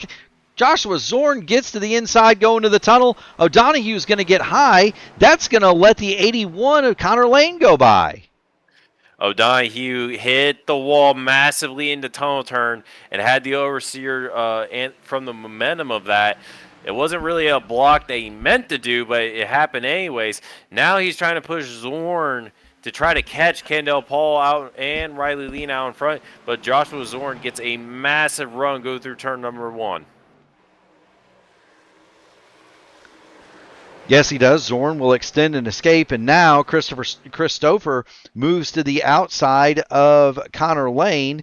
That's a battle for the 5th spot. Sam Crow is going to follow Stouffer as he gets clear of Connor Lane. Sam Crow is in the 7th spot. Tremendous racing here from about 4th back to 7th, and now Sam Crow is looking all over Connor Lane. At Connor Lane, it looked like he had a lot of momentum when he went to the inside round. Now he falls into the clutches of his teammate Sam Crow. And Sam Crow, he was inside the top 4 on that restart. He's fallen back quite a bit here ever since then. These guys still have to make another pit stop, so we'll see how all that cycles out. But Ryan O'Donoghue defending the inside of Christopher, but Christopher, he's an IndyCar driver here at Pocono. He's going to use that 3rd lane and clear Ryan O'Donoghue, and he's going to take Connor Lane with him. He is going to take Connor Lane with him, move Ryan O'Donoghue back to 6th, put Christopher to 4th, Connor Lane to 5th.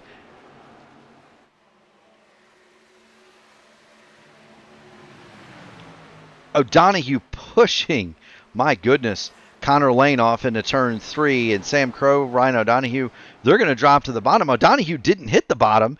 Sam Crow does, and I think O'Donoghue might have missed a chance, but those cars losing time to the leaders. This man, Riley Lean, has established 0.6 of a second. It's about 15 car lengths. Back to Kendall Paul. There's Kendall in 2nd. Joshua Zorn has rapidly caught Kendall Paul. Christopher has cleared the battle behind him by about 5 car lengths, and there he is in 4th.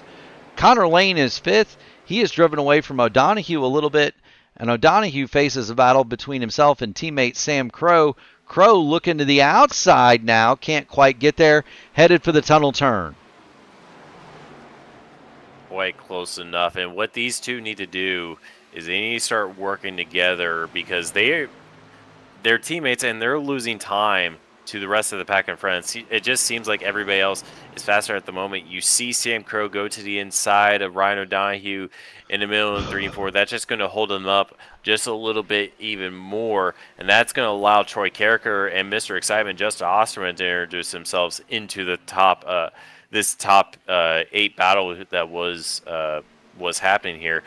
Sam Crow and Ryan O'Donoghue are still side by side as they go into turn number 1, but Sam Crow able to clear him, and Troy Carricker almost got a fender on Ryan O'Donoghue going through turn number 1. Has to yield off corner exit though. Yeah, Troy Carricker is having a really good run. He's up to the 8th spot. He is looking on Ryan O'Donoghue now. O'Donoghue trying to stay in the draft. And you got to wonder, Caleb, did those they weren't taps. Several of those were full-on hits. Has that affected the aerodynamics of that number 14 machine? And is he going to be able to continue to continue to race at speed? That car does not appear to be at 100%. Now he's got Justin Osterman on him, and Ryan O'Donoghue is going to come to the pit lane. He's had enough. We'll cover the side. Yeah, he's had enough, as well as Sean Roberts. Those are going to be our first takers down pit road here. And that's another thing. It's week 13. Another thing that happened is that this pit, this is the first time we get to really test the pit lane speed limit of these things, and it is a lot more strict than what it used to be. If you are even 0.1 of a mile an hour over, you're getting black flag. So these guys got to be careful going through pit lane, and that's what we saw earlier with a couple penalties that were already handed out. But Ryan O'Donoghue, Sean Roberts, off the jacks for O'Donoghue, off the jacks for Sean Roberts, and they're going to pull out just in front of Riley Lean, who comes off turn number 3 right now. Yeah, there is Riley Lean, and he's pulled out to a 1.1 second advantage over Kendall Paul. Kendall Paul, though, has Christopher and Joshua Zorn all over him for that 3rd spot, or for that 2nd spot, and that's where we're going to keep it.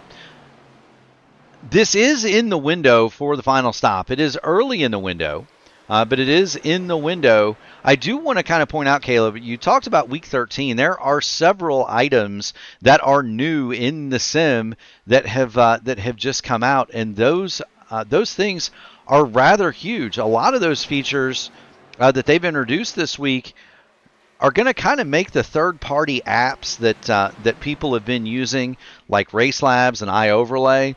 They've really started to introduce some of those things directly through the sim, haven't they? They have indeed, and one of those is a fuel calculator app, or a fuel cap, and it tells you, the how much gallons you're burning per lap. It tells you, how, your estimated laps and so on and so forth. So, and how much fuel you need to put into the car to make it to a certain point. It's a really, really cool feature that they added, as well as a couple other things they added, like a track map in there as well. So they added a lot of overlays, but the biggest one of that is that fuel calculator. I guarantee you, we probably will see a couple drivers, use that here tonight.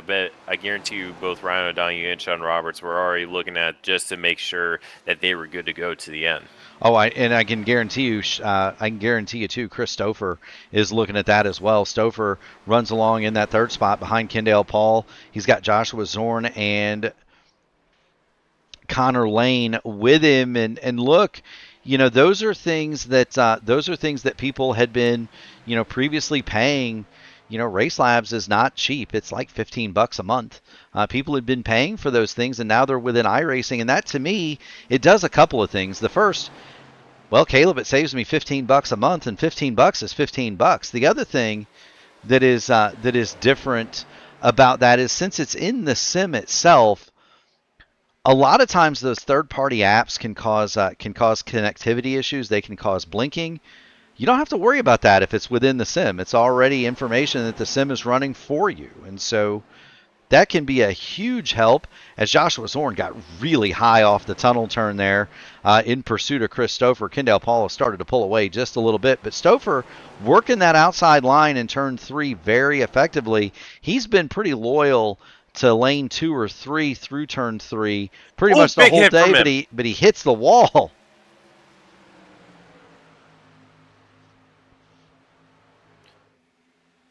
Now it's going to go 3 wide into turn number 1.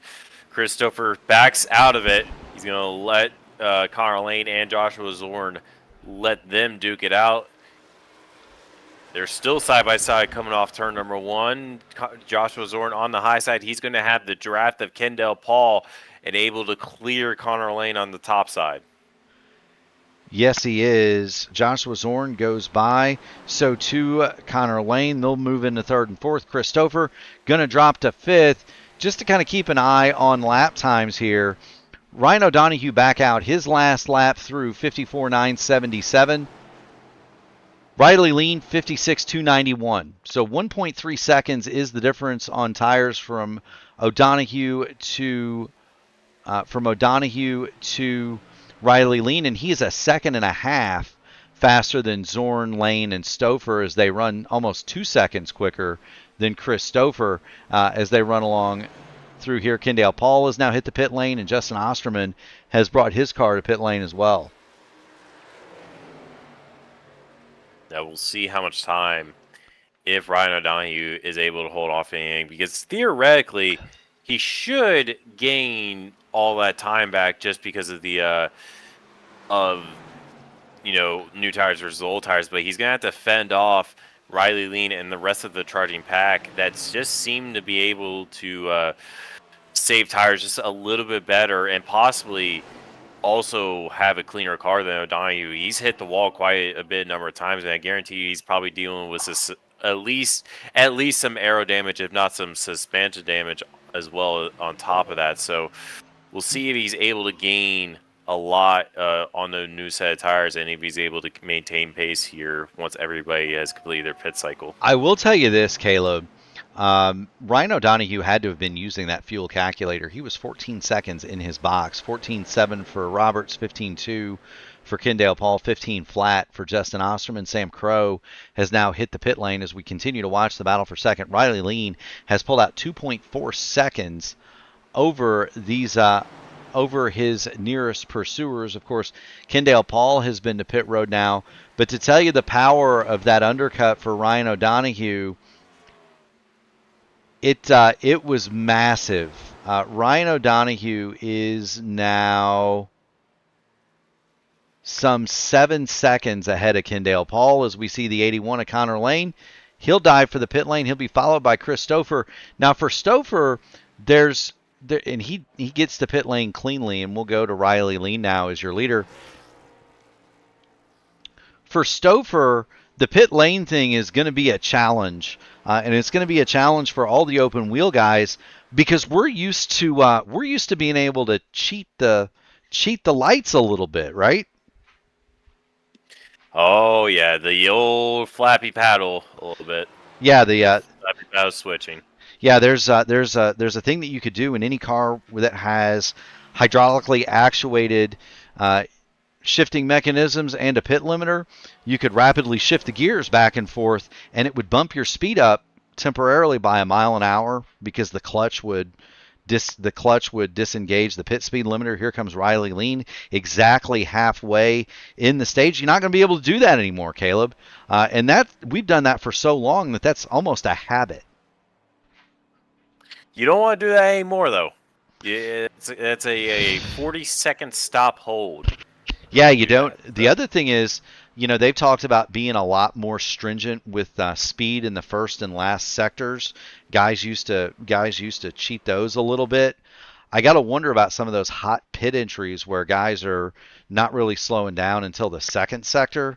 They could get some speeding tickets as well, and that's something we're going to be watching for on the P1 600 come Saturday at 2 right here on P1. Riley Lean has exited the pit lane, and let's see where he comes out in relation to Ryan O'Donoghue, because O'Donoghue's already gone past Riley Lean back on the track, and he is going to come out almost 5 seconds, 4.5 seconds behind Ryan O'Donoghue. So O'Donoghue up the road a pretty fair piece, and Kendall Paul is now right to the rear bumper of Riley Lean. Joshua Zorn is your leader, and here's Joshua Zorn. He's got Crash Neon in second. Zorn rolling it through turn one more time. Now he can go, Caleb, theoretically, another 10 laps probably? Yeah, you could probably go another 10 laps on fuel. But it's a question if you actually want to do that or not. There's still a chance, knock on wood, that we don't get one, but a caution still might come out, and he could just take a fresh set of tires right there and just sail past the rest of the field. But I think last time we did this, Zorn, or we got into these long green flag runs, Zorn was one of the last drivers to come in for fuel, as well as Crash Neon. Neon did that back in Dover. And was able to get a very, very nice result for him. Yes, he was. And sometimes it plays out. You're able to have fresher tires at the end and just be able to basically set qualifying laps at that point. Yeah, and that's the strategy. Is if you get a yellow, you're going to be able to drive past everybody because you're on the freshest tires. Now, I will say this, Caleb. He and Zorn, David Dunwoody has not yet stopped, and then the last one out there is the forward-facing 88 of James Hodgson. They're praying for a yellow. They've been out 25 laps now on their current set of tires. They can go another 10 or so, but these cars really, they just want a yellow, and the reason is Ryan O'Donoghue is right now on the same straightaway as James Hodgson. He's about 26 seconds off the lead, but for him, the specter of this man right here, Joshua Zorn, is looming. Riley Lean. Riley Lean can see Ryan O'Donoghue right in front of him. Yes, he can, and as we see, Lewis Hayes was way back up there. He's dropped down the order. I believe he just made a pit stop. But timing screen from my end was actually just going crazy. So I was a little bit confused, but Riley Lean has closed down that gap immensely just through turn 1. He's closed down 3 to 4 car lengths. Well, the advantage has flipped, right? It was 1.5 seconds in favor of O'Donoghue on the fresh tires. Now O'Donoghue's got 11 laps on his Goodyears. Riley Lean has 3, and Riley Lean is 1.6 seconds a lap quicker than Ryan O'Donoghue. The advantage has evaporated. Here goes Riley Lean to the bottom, and he will make quick work of Ryan O'Donoghue. Move Riley Lean to the provisional lead, drop Ryan O'Donoghue back to second, and O'Donoghue has Connor Lane, Kendall Paul, and Sean Roberts, along with Mr. Excitement, Justin Osterman, basically all lined up right behind him. And speaking of Mr. Excitement, there's 2 guys that don't give an inch. Chris Stouffer on the inside, Justin Osterman to the outside. Stouffer's going to dive into turn 1. They hit! They hit indeed, and now Osterman comes down to the bottom. Sam Crow's right there, though, and they got the lap car in front of Ted Craven. He gets out of the way, though. Oh, they're making contact down the back straightaway. Yeah, this is going to get a little argy-bargy, as you say all the time. Stouffer gives going into the tunnel turn. He's going to try to make the swap, come back on the Camel-powered Black Magic machine of Justin Osterman. The tires there do favor Stouffer by 2 laps, and so this may be very much a short-lived victory for Justin Osterman, because Stouffer powers back on the bottom in turn number 3, and he starts to reel Osterman in down the front straightaway. He's reeling him in, but doesn't have the momentum to get a fender alongside. We'll see if he does anything. Tries to work that third lane. He backs off really early on a throttle there. Tries to carry as much momentum on exit as he can here. He might have a run going into turn number 2. He might. Chris Stouffer looks to the bottom. He looks to the bottom. He looks to the bottom. They got Sean Roberts right in front of him. Stouffer to the bottom. He's going to try to make that same. Oh, they touch again. Osterman slideways coming off of turn 2. That's going to let Sam Crow get through there, and that might be a lesson in driving etiquette right there for Justin Osterman. We've seen him make those moves on other drivers, but we have rarely seen in the AMA another driver willing to rough up Justin Osterman. Chris Stouffer gave him the doors, my friend. He did indeed. That's what we call paying a receipt there, as we like to say, or giving a receipt there. Well, and that's the thing, right? You don't ever want to see contact in a race, and you try to avoid guys getting together. Stouffer looks to the inside of Roberts. He's going to look to the inside of the forward-facing 88 of James Hodson. Incidentally, Neon and Dunwoody still out there. 3 wide. This is not going to be good. Roberts is around. Roberts hard on the wall. We're going to get a caution out of this. There it is. Maybe. Right, there it is. Caution is out. There it is. Crash Neon and David Dunwoody are going to come out of this smelling. They're going to get dumped into the septic tank here and come out smelling like Old Spice, Caleb. Sean Roberts. As well as Joshua Zorn. He just came out of pit lane. Yeah, so Joshua Zorn's going to be all right out of this. He's only going to have caution laps. And, we talked about Argy Bargy. Here it goes. Crow gets through. Stouffer gets through. Roberts 3 wide into the tunnel turn. That does not work. Justin Osterman shoves it in on the bottom. Everybody saves it except for poor Sean Roberts, and that's contact with the 53 again. And we've talked about it. Matter of fact, we just did. You talked about receipts. There's Justin Osterman collecting another receipt, and we've heard Sean Roberts very upset with him in the past. That's another one that Sean Roberts is going to stick in his pocket for later, Caleb. Yeah, he's going to stick that in a pocket, and he's going to return it someday, but not today, unfortunately, I don't think. No, Sean Roberts with the meatball, he is headed back toward the pit lane, and he has got to be disappointed. He ran so well early in the race, up to the top 5, of course, but this night is going to end on the hook for Sean Roberts. Crash Neon, David Dunwoody, they're going to come to the pit lane. Riley Lean, Connor Lane, Kendall Paul, Ryan O'Donoghue, Chris Stouffer are going to be your top 5. But Neon and Dunwoody, they're going to have the freshest tires when it comes time to talk turkey, we're going to have 15 laps. And as we look at it,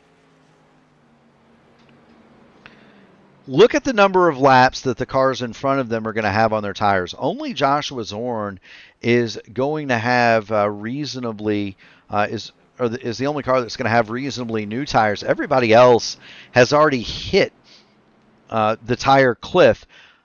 Wyatt Fisher wants to know what happened to Vance. He was involved in an early incident. The Tabasco fiasco has been retired for about 62 circuits or so as we get ready to go to pit stops, Caleb.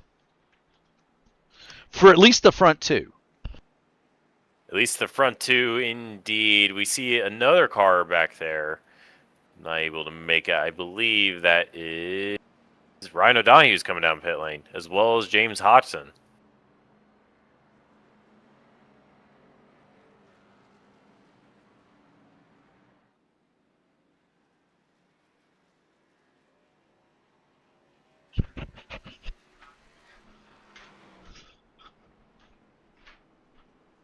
We have good news, Caleb. The storms have split the baby, so to speak. It's getting pounded south of us. They just had everybody north of the Michigan line, which is about a mile due north. They just had everybody in Michigan head for the basement, but we seem to be okay in Mishawaka thus far. I want to thank Bridie for keeping an eye on the radar for me. She's been texting me this entire time, telling me where the weather is. So thank you, Bridget, for that. We definitely appreciate you. Riley Lean is your leader.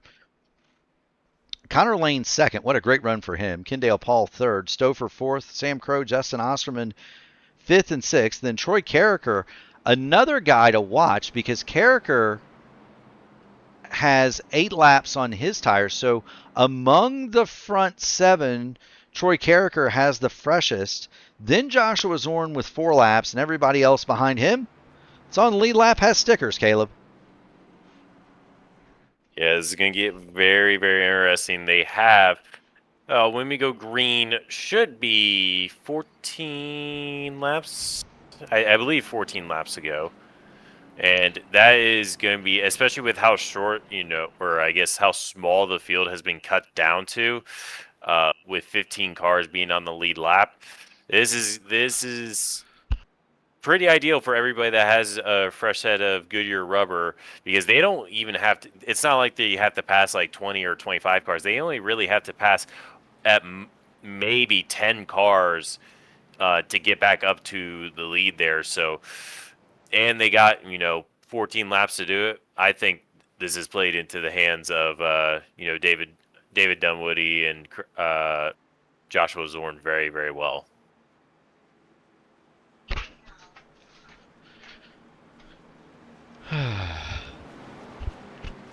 One eye on the motor race, one eye on the weather radar. We still got a heartbeat. The straight line wins are supposed to start here in a couple of minutes, Caleb, and we're getting ready to go back to green with 14 laps to go at Pocono. Do want to thank everybody for sticking with us, joining in on the iRacing fun. You are watching P1 Broadcasting. If you haven't done it, make sure you hit the like button on the video, ring the bell, subscribe to the channel, so that you can keep this going. We have one of the biggest races of the year, and Caleb, we made the iRacing Tuned In blog, which that's a big deal for a broadcaster. Not only to just make that thing, but for a private invitational event to make that is pretty rare as well. So I want to thank iRacing for putting that out for us too. Usually you only see official stuff in there, Caleb. Yeah, that's pretty cool to have the P1600 kind of be promoted like that. It is really. iRacing is officially. Does that mean iRacing is officially promoting that people are going to take your money? Is that what they're officially promoting here? Well, I think what happened. I think that's the main point there. I think what they saw is that it's win Murph's money, and so they want to encourage people winning my money. And they even listed the purse, which is pretty cool. We are going to go back to green flag action. Riley Lean, Connor Lane on the front row as we head back to decide it 14 laps to go at Pocono. Riley Lean gets the jump into turn 1. He gets the jump, but Connor Lane, he slams the door right in front of Kendall Paul, trying to get that draft. They're going to go 3 wide in back there. That's Troy Carricker way on the inside there. Chris Stouffer on the high side. He's on the outside of Mr. Excitement. Justin Osterman, the number 9, Joshua Zorn. He's riding that high side there. But meanwhile, there's a little bit of dragon tailing up at the front there with Riley Lean. Connor Lane trying to follow the draft. Kendall Paul, Sam Crow, and Chris Stouffer is your top 5. Contact Stouffer and Osterman. It's worth noting Ryan O'Donohue came back in and grabbed himself 4 fresh tires. We'll monitor his progress. Stouffer got the door slam from Justin Osterman, and now Joshua Zorn is going to get to his inside. Stouffer does not have the tires. Zorn does. Here comes Joshua Zorn. Chris Stouffer shoving Mr. Excitement down the front straightaway. I got to keep the camera here.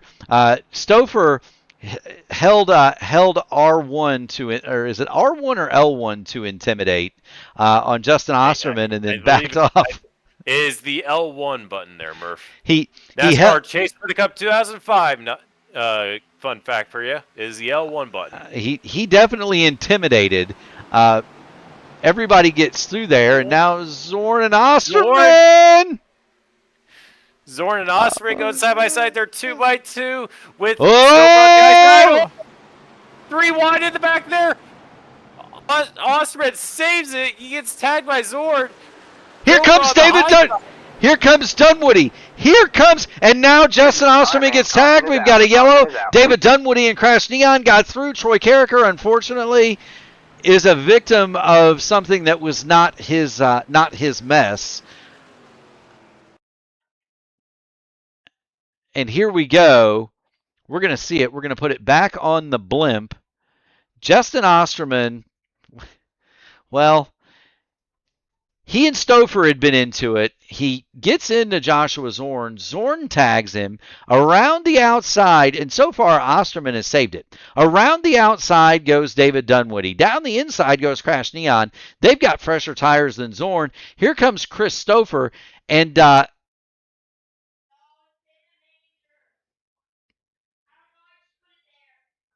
well, I don't know, Caleb. I am not a steward. We're going to go back and look at that from a different angle.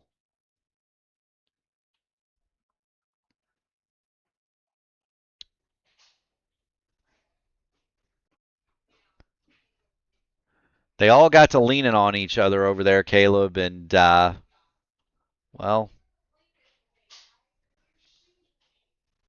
there you go. One more angle. Osterman and Stouffer coming off the corner.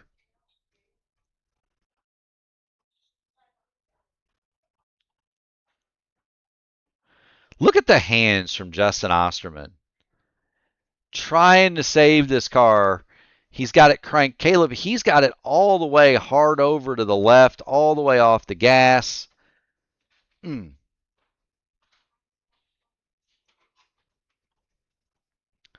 Caution one more time plagues the AMA here at Pocono. We're going to get 10, we've got 11 laps to go. Riley Lean is your leader. Behind the pace car, Connor Lane second, Kendall Paul third, then Sam Crow, Crash Neon. David Dunwoody has made it to sixth on the new tires. Zorn seventh on the almost new tires. Then Chris Stouffer. Say Hey Lewis Hayes has new ones. He's in ninth. James Hodgson with freshies in 10th. Troy Carricker, Justin Osterman, Christopher Logan, they're all on pit road under repair. There are really only 9 cars, Caleb, left without significant damage, and we don't know. Ryan O'Donohue has retired. So too is Sean Roberts. Ted Craven remains in the race, 11 laps down. Houchins, Fisher, Evans, Herman, Green, and Michael Kirk also out of this one. And we're going to get the green light with 10 laps to, with 9 laps to go. Do want to thank everybody for tuning in. If you haven't already done it, make sure you hit the like button on the video, ring the bell, subscribe to the channel so that you can get in on all of the iRacing fun here on the P1 Broadcasting Channel. Caleb, you there? Oh, yeah, we are. I thought I lost you for a second. You weren't talking back. I thought you ran away. Or maybe you're hiding in the basement. I don't know. I don't have a basement. I'm in a third-story apartment right now. The only solution is to run down the stairwell as fast as I can. Get in the bathtub, right? Get in the back, or we do it the Indiana Jones style. Get in the refrigerator. I think there was one. That was Indiana. It was Indiana Jones, right? That was Indiana. I believe. It's a little bit before my time. I apologize, Bourbon. I believe so. Now, I will say this. We did live in an upstairs apartment when Natalie and I first got married, and our neighbors downstairs once came and got us. And basically grabbed Natalie and made her go into the shelter in the first floor, because they actually had in their apartment a safe room. We did not, of course. We were upstairs, but I declined. I stood out front with a refreshment and watched. As it turned out, that one stayed. We saw it. It stayed south of the interstate, so we were good. It tore up a cornfield, but didn't get us. I can imagine you. You seem like the type of person that would just grab a lawn chair and watch a tornado just rip half a town apart. You know, it's funny. I do not have a front porch on my house. I have where the front porch would be has been walled and windowed in, and has been walled and windowed in, and it's where we have our library now. But prior to that, we would go out and watch them. We had balcony in our apartment. We would go out and watch them. Same thing with our next door neighbor. Really, Aaron will sit out there. He'll watch them. Katie, who's our neighbor on the other side, she has a front porch. She'll sit out and watch them. I tend to stand in the library and watch. So I'll let them get wet, but I like to have a roof over my head. I'll tell you who's liking the situation is Riley Lean. He's going to head back to the green flag. He doesn't get a big jump at all. He's going to clear Connor Lane, but not by much. And Clindale Paul, he's going to jump down to the bottom of Lane and see if he can't take away second going into turn one. But as Murph said, Clindale Paul looks to the inside, but Connor Lane has the momentum. He's going to hold that second place position. And right now, David Dunwoody looks to the inside of Kendale for the third place spot. He's got the momentum. He's actually going to clear him before they even get to the tunnel turn. Dunwoody's got 10 lap fresher tires than Connor Lane, 9 lap fresher tires than Riley Lean, and 4 of those laps. Crow around. He's going to get James Hodgson. They save it. They save it. That's going to let the front four get away. Crash Neon is 5th. Neon also has he's got the same tires as Dunwoody, but Crash Neon just lost 0.7 of a second to the pack in front. Let the snake begin. 8 laps to go here at Pocono. 20 miles to decide it. And David Dunwoody running as strongly as we've seen him all season. He's got the fresh tires. Does he have enough time? Kendall Paul closes that back in and makes it a 4-car fight. He closes it back in, but it's still about 4 to 5 car lengths between Connor Lane and David Dunwoody at the moment. Kendall another 2 back, and another little bit further back, Crash Neon. He's closed that gap back up to Kendall Paul. He's only 3 to 4 car lengths behind him. But right now, it appears to be Riley Lean and Connor Lane. Those guys, they're close together. But David Dunwoody, as he goes through turn 3, he's got the momentum. And now Crash Neon right behind him sends it on the outside, having the fresher tires at Kendall Paul, able to get that 4th place position. And he's going to bring Joshua Zorn with him on the inside, Kendall Paul. Those guys are now inside the top 5 here with just over 6 laps to go.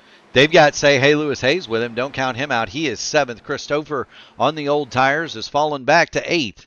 David Dunwoody closes right back down on Connor Lane. See if he can't take away that 2nd spot. He swerves to the inside. The snake goes As they say, Riley Lean trying to defend aggressively. We'll see if he's able to defend off just over 10 miles here at Pocono. He's trying to break the draft as much as possible. Connor Lane not budging at all.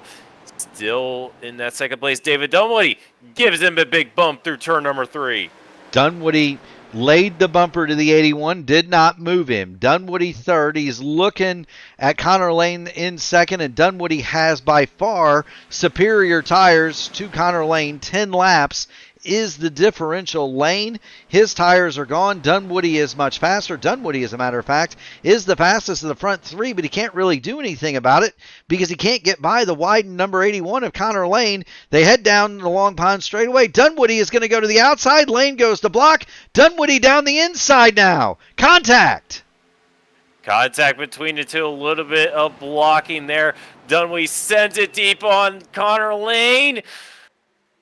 Oh, very, very close there. Connor Lane now tries to switch back. They're going to go side by side. Joshua Zor, Crash Neon sends it deep. Connor Lane tries to send it on the inside. Dunwoody, that's going to allow Riley Lee to get away. These side by side for the top 4 spots here, or just inside the top 5 here. And now Joshua Zorn gets the door shut right in front of David Dunwoody. And here comes Crash Neon. Here comes Crash Neon. All of this side-by-side and door banging, all that's done is let Riley lean right off into the distance. And really, Dunwoody and Connor Lane need to lay off of each other because they're going to wind up running 7th and 8th if they're not careful. Crash Neon has now joined this party, and so is Joshua Zorn. Neon and Zorn, both very quick. They touch, though, going into the tunnel turn. They both save it. It seems to be a lot of very great car control late in the running here at Pocono. But Crash Neon, he's going to look up the inside of Zorn once again, going through turn number 3, but not able to just quite clear him. He's still side by side, but he's going to lose the momentum going down the front stretch.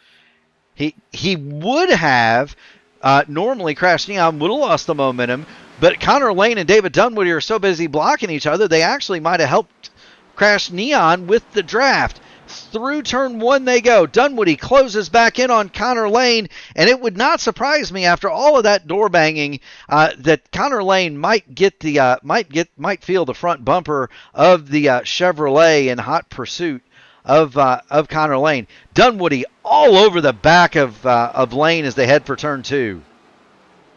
He's all over the back of Lane, but Crash Neon and Joshua Zorn, as well as Hey Lewis Hayes. We haven't really talked about him all night. He's in the 6th place position on the fresher set of tires.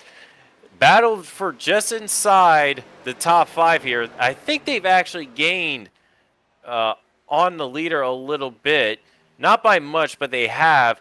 But right now, it's basically everybody on fresher tires versus Connor Lane. He's on a significantly older set of Goodyear rubber, but they can't get around him at the moment. No, and I think at this point it's 3 laps to go. Dunwoody gives him a tap again. It's the old 3 strikes rule. 1, I'm here. 2, I'd like to go by, and, well, Connor Lane's received 2 taps. He's received 2 taps. Meanwhile, Lewis Hayes to the inside of Crash Neon, taps him in the wall, but both able to save it again. There we go. Hayes all right. To the wall. Hayes into the wall. Dunwoody to the inside of Connor Lane, and Lane's tires just cannot hold on anymore. David Dunwoody gets past Connor Lane, and now is either Crash Neon or Joshua Zorn going to be able to reel in Connor Lane for the final spot on the podium with 2 laps to go. They've got 5 miles to do it. Dunwoody clearly in second now. He extends out to about 3 or 4 car lengths, and Crash Neon starts reeling Connor Lane in a hurry. He does indeed. He gets a little bit tight off of turn number 1. Joshua Zorn right behind him. They are both charged right now.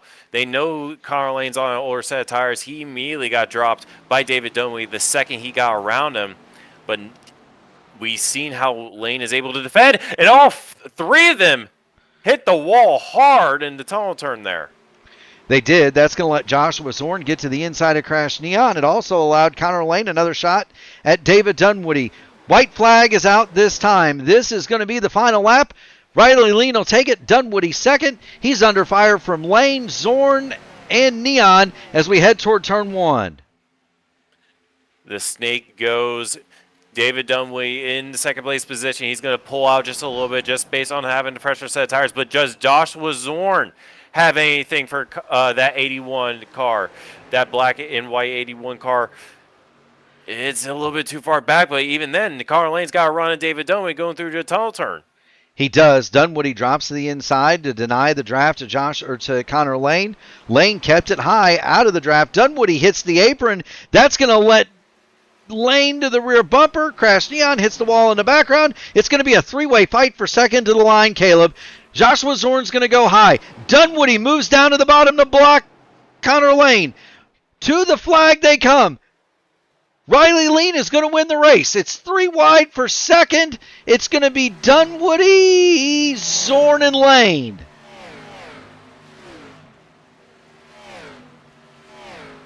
Holy mackerel. What a fight for second that was. And it's odd that we would not focus on the leader hardly at all, but the battle was for second, Caleb. That came to a situation where, the car with older tires just put on a really, really good defense. We for sure thought the new tires would just blown by him at that point, but the fact that he was able not only to hold on to the top 5 position, but to be in second so long is very, very impressive on that part. It very much was. Eventually, you knew that the tires were going to give up. Lane, the oldest tires in the top 4, 24 laps for Riley Lean, 15 for David Dunwoody, 19 for Zorn, and then, as previously given, 25 for Connor Lane. But it's this man, the new tires, old tires. Once they started battling behind him, it didn't matter. Your Rogue Energy winning moment in the Rogue Energy 250 goes to Riley Lean. If you go to rogueenergy.com and use promo code AMA24, you get 10% off of your order. He'll do the donuts. And we'll give the final results. Riley Lean, your winner. David Dunwoody second. Joshua Zorn going to come home in third. Then Connor Lane, Crash Neon, Say Hey Lewis Hayes, Kendall Paul, Chris Stouffer, a fine 8th. Troy Carricker still finishes 9th after getting turned around. And James Hodgson, he'll run 10th. In 11th, Sergio Abella, then Sam Crow 12th. Christopher Logan 13th. Justin Osterman retired. His card would be credited with 14th. Ted Craven, the teddy bear, will be 15th. Ryan O'Donohue 16th. Sean Roberts 17th. John Houchins 18th. Vance Fisher 19th. And Greg Evans, bad day at the office, he'll be credited with 20th. Hayden Herman 21st on debut. Donald Green 22nd. Michael Kirk and Keith Graham 23rd and 24th.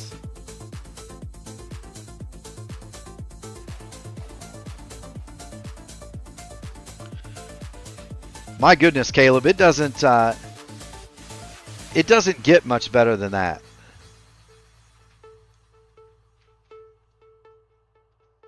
No, it does not. Absolutely incredible there for a top 3 position there at the very, very end of it. And, the top 3 separated. If you do the math there, it's about a tenth and a half there between the top 3. So it was. We're going to bring in the man that made the pass at the line. Joshua Zorn, you've got Murph, you've got Caleb Brashear in the P1 broadcasting booth. You hear us? Yeah, I got you guys. That was gloves come off there for the last 3 laps between you, Connor Lane, and David Dunwoody for that second spot. You come home third.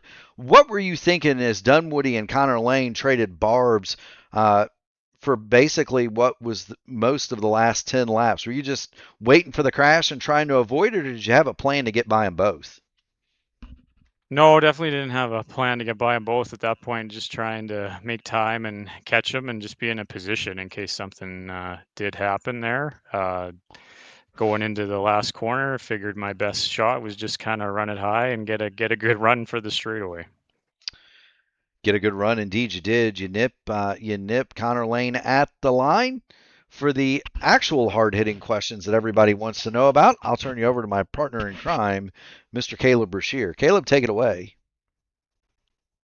Well, it's a serious question because it's a third place position, but talk to us about the actual racing itself. It seemed like some guys were able to send it there on the bottom very nicely. Some guys were able to defend the top. What did you find kind of worked out for you in terms of what kind of moves you were able to make? Yeah, I felt like I learned a fair bit as the race went along, especially with how I was attacking turn 3, backing up turn 3 and really letting it roll the bottom seemed to work best for me there, especially to get clean air on the nose. And that outside lane in turn 1 is kind of hit and miss. It's treacherous. There's a bad bump there, as I'm sure you guys probably saw on multiple occasions tonight. So there was definitely speed to be had there, but it was kind of a run it when you have to kind of a deal for me. Well, you wind up third in what was one of the more spectacular battles for position on the year. Do want to thank you for dropping in. I know you don't necessarily run all of these, so it's awesome to see you when you're here. You run up front, you have a great finish, you get on the podium, you get the mic. Friends, family, sponsor, shout outs. The floor is yours. Oh, just thanks to Rogue Energy for the sponsoring the race. Thanks to you guys and everybody at the AMA for putting on the show tonight. You're more than welcome, Josh. Thank you so much for stopping in, stopping by. Keep going fast, having fun, buddy. We'll see you at the next one. Thanks, guys. Take care. Absolutely. That is Joshua Zorn. He'll finish in the third spot. For second place, we're going to go to the man sporting the colors of his buddy Colby Pierce. He's got Tweety Bird in the 28 on the side. It's David Dunwoody. David, you've got Murph and you've got Caleb Brashear in the broadcasting booth. It's been a while since we've talked to you. The strategy worked. No tires, 2 tires, no tires the first time. You saved a set. You took it when it mattered and drove around them guys. Did you have anything for Riley Lean? Me and Riley were actually just talking. I think if I would have cleared the 81 in a lap or two, rather than fighting for 5 laps, I had Riley's number. We thought so too. The last lap kind of told that tale.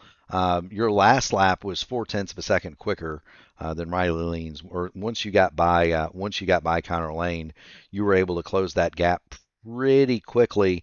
Do want to ask too, how many 0X's were involved in that battle with Connor Lane? Do you have a number?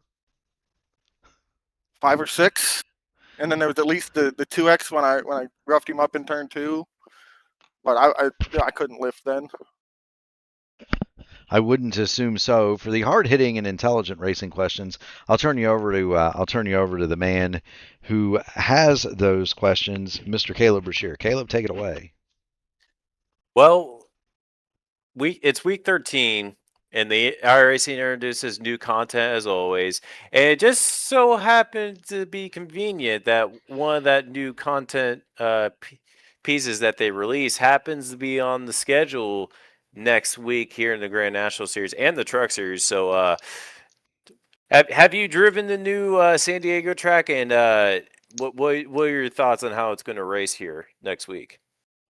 I haven't even bought it yet. I just know there it's really we go. Bumpy and really narrow. I think that's most really people. Bumpy and really narrow.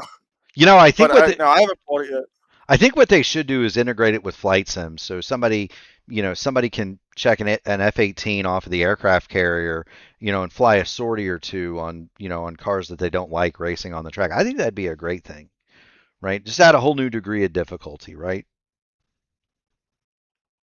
That would be nice. Take out the cars that I need out of my way. Very good. Can I call in a tactical airstrike? Yeah. I wonder what that would cost in iRacing. Anyway, David, thank you so much for stopping by. It's always a pleasure having you. You get on the podium at P1, you get the mic. Friends, family, sponsors, shout them out, my man. I decided to put Colby's paint on again tonight to see if we could have a little bit of luck with it. We've been having some bad luck with it. He's got mountains. We're in the Pocono Mountains, my home state. I'm not at the track, but the rest of my team is sitting in turn 2 tomorrow in 98-degree weather. So I was going to say, how tuned up is Brian Sharp right about now? Do we? If I had to guess, he got there at like 11 a.m. today to get in line. He's probably pretty tuned up. We'll have to give him a call later once we're done with the broadcast. But David, it's always a pleasure. Thank you so much for stopping by. Keep going fast and having fun, buddy. Thank you. Have a good night. Absolutely. That's David Dunwoody. He is second tonight. And for your winner, we've got Riley Lean. Riley, you've got Murph, you've got Caleb Brashear in the P1 broadcasting booth. How worried were you about those new tires that were coming? I was pretty worried. I mean, I saw, I think it was Crash and David get up to like second and third or third and fourth, and I was like just hoping that I could keep the 81 in second, give him a little draft, do the snake. But they got by him, like I think coming to 2 to go, but at that point I was already pretty far ahead. So yeah, they had me worried there for a little bit, but in the end, prevailed. You did prevail. You don't run the series full time, but when you show up, you are one tough customer to deal with. As always, one of the perks of being on P1 is you get to answer the questions of Caleb Brashear. Caleb, what do you have for the winner tonight? Only the most series of questions here for the winner here tonight. I think I asked this last week with Greg Evans. It's actually a better question than what I originally had. What's your favorite type of cookie? Ooh. I think, honestly, my favorite's probably just going to be the M&M's cookies. Like the M&M's sugar cookies. Those are probably my favorite. M&M's cookies. Now that's a good choice. I have to say we've got some bad storms in our area. My wife and one of my kids are still awake, trying to fight the thunderstorm. If I don't say Natalie's chocolate chip cookies, she is going to immediately start growling at me. So those are the cookies in this house. We thank you so much for your time. We thank you for stopping in and stopping by. Riley, friends, family, sponsors, shout outs. You get on the podium, you get the mic, my friend. Shout out Jai Baxter. He was helping me through the race, helping me with strategy. Yeah, that's about it. Well, there you go. Thank you for your time. Hey, you're more than welcome, my man. Great win. Great night. Keep going fast and having fun, buddy. We'll see you at the next one. See you guys. That is Riley Lean. He is tonight's winner, Caleb, in the Rogue Energy 250. And two things. I made it through the broadcast, but man, I'm glad I did. Glad I made it through the weather because that finish was superb. It was indeed an absolute barn burner, as we always sometimes call it.